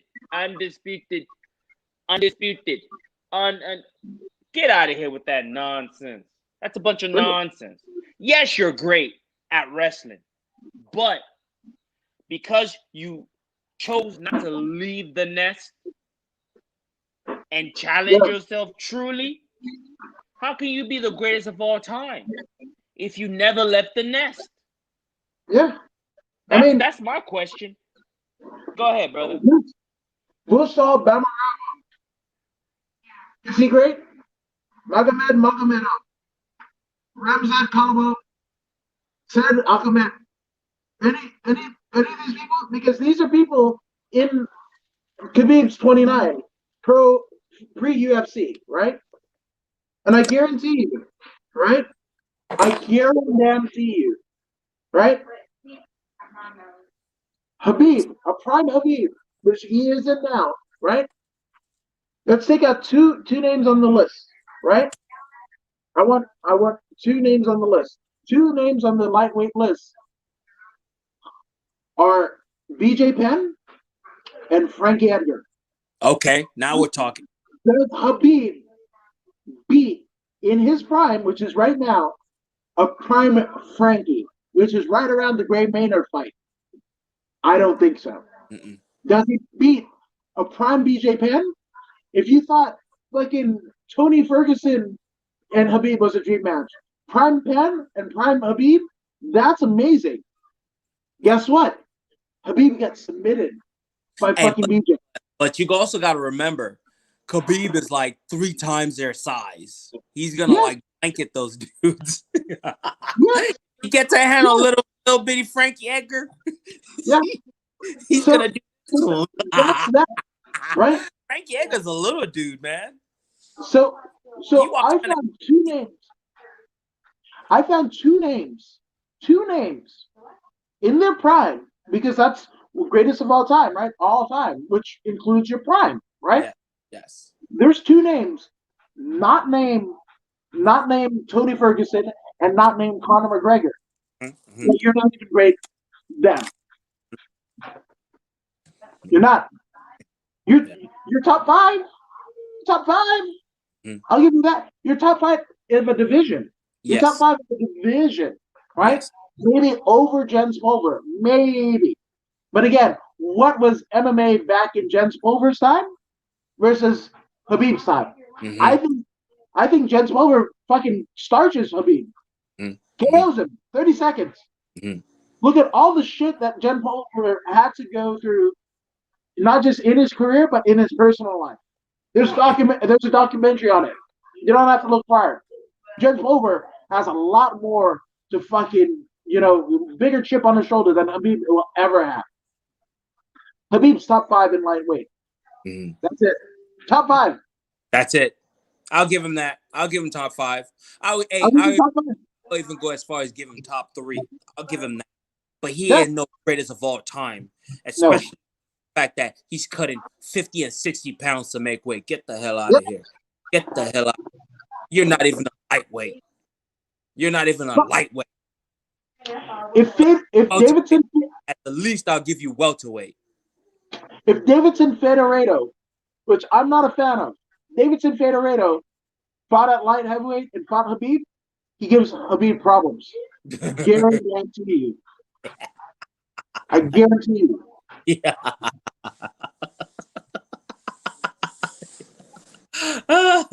Right up Henry Cejudo. He's going to get Habib problems. Yes, that I agree. He's got some very good wrestling. So when you're saying greatest of all time, right? Cejudo's in there. Figueiredo's in there. John Jones is in there. DC's in there. Fedor's in there. Get out of here. There's too many. If you're going greatest of all time, come on. Habib is probably top 50. Yeah. Honest to goodness, top 50. I agree. Put Sakuraba in there with Habib. Sakuraba starches Habib. The Gracie Hunter. Now. Come on now. Come on. Just saying. So Habib is top 50, top 5 lightweight of all time. But I guarantee you, within the next 3 to 5 years, if Habib doesn't fight again, which I don't want him to, who cares, right? But I guarantee you, there's somebody training on the amateur circuit right now that's going to be better than Habib. Yep. Guarantee you. Hey, you know who's better than Habib right now? Khamzat Chimaev. 3 fights in the UFC, and he's already surpassed Khabib. 100%. 100%. Already surpassed Khabib. 3 fights UFC, and he's already surpassed Khabib by miles. Miles. Danny Rodriguez. That's right. Danny Rodriguez beats Habib. Miles. By miles. It's not even close. They're not even the same thing. Khamzat, hey man, hey look, if you want to claim the title of greatest of all time, you have to be ready to cross weight classes. You have to be ready to cross weight classes at any point, at any time. At any time. You are not, hey look, the dude is losing 50 and 60 pounds and he wants to call himself the greatest of all time. Come on, man. Come on, slap yourself, Khabib. One thing we didn't talk about, Izzy. Yourself. Izzy. Are you serious? Come on. Israel Adesanya will fuck Khabib up like nobody's business. Come on, man. They be looking like Hakeem Olajuwon on Ramadan when they were playing the Bulls in the finals. Looking decrepit as shit on the sidelines. Couldn't drink Gatorade and everything. That's what Khabib was going to look like if you face Israel Adesanya. Khabib is not the greatest of all time. Not at all. If Khabib went out and he argued that I am the greatest lightweight, I am the greatest lightweight of all time. If he argued that, I won't be so upset. I won't be so upset. But the fact that he put himself in the same breath as John Jones. Again, are you serious? Again, I gave you two not named Conor McGregor and Tony Ferguson. And BJ Penn and Frankie Edgar. So that's 2 that dwarf Habib. Right? Then you got Conor and Tony. And again, Conor is going to win every time because he's a 2-division champion. And anybody that says he's a paper champion, fuck off. Because that's saying that the reign of Jose Aldo is a fluke. Yeah. You don't get to beat Jose Aldo as a fluke during his run. Jose Aldo pole vaults Habib in greatest of all time. Pole vaults, Habib. Again, Eddie Alvarez. Again, so I think actually, so if I were to just no particular order, right? No particular order. In lightweight, you got Connor, you got Tony, you got Eddie Alvarez, right? And you got BJ Penn and Frankie Edgar. Okay? So I got into top 5, and I'm not even in yet. I haven't even thought about, and that was like off the top of my head. And we're not even at Habib. And he already falls to number 6. Benson Henderson, okay, I'll give you that. Jens Pulver, I think Habib has problems with. Pulver in his prime. Habib falls to 7. RDA with his elbows, I think and his jiu-jitsu is a problem for Habib. Even though he's beating RDA. He did beat RDA. He beat RDA early on. Okay. He beat him early. You said who? So what? Potter beat RDA, didn't he? He wrestled the bejesus out of him. Like he does every. Hey man, the dude is too big for the weight class. He's too big for the weight class. I'm shocked that he makes it, bro. I'm shocked that he makes it. He's too big for the weight class, and he punks everybody because he's way stronger than him. That's all it is to it. Yeah. So again, Habib just in light heavyweight, he's probably top 10. I'll give him for that. Sure.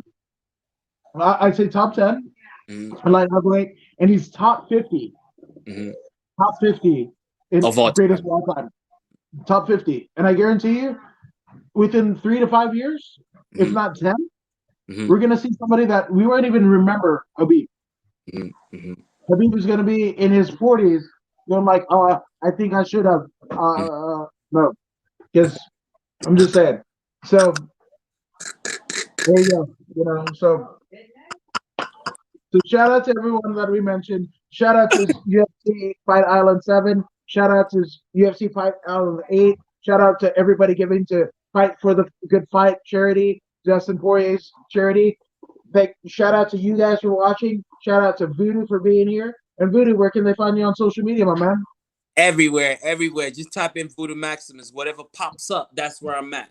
That's like literally, because you're not gonna get another Voodoo Maximus. But if you don't know, now you fucking know. You know. And again, thank you guys for joining us. And Don McGuire says we got to do a roundtable show. Love this show. We love you and your show. So we're gonna do that shit in the DMs. But obviously we covered Wednesday's card, so we'll kind of come back somewhere in the week for the Connor card. But we will see you later. This has been Voodoo in the Woods, and we, the fuck, are out. Like, share, and subscribe. Peace.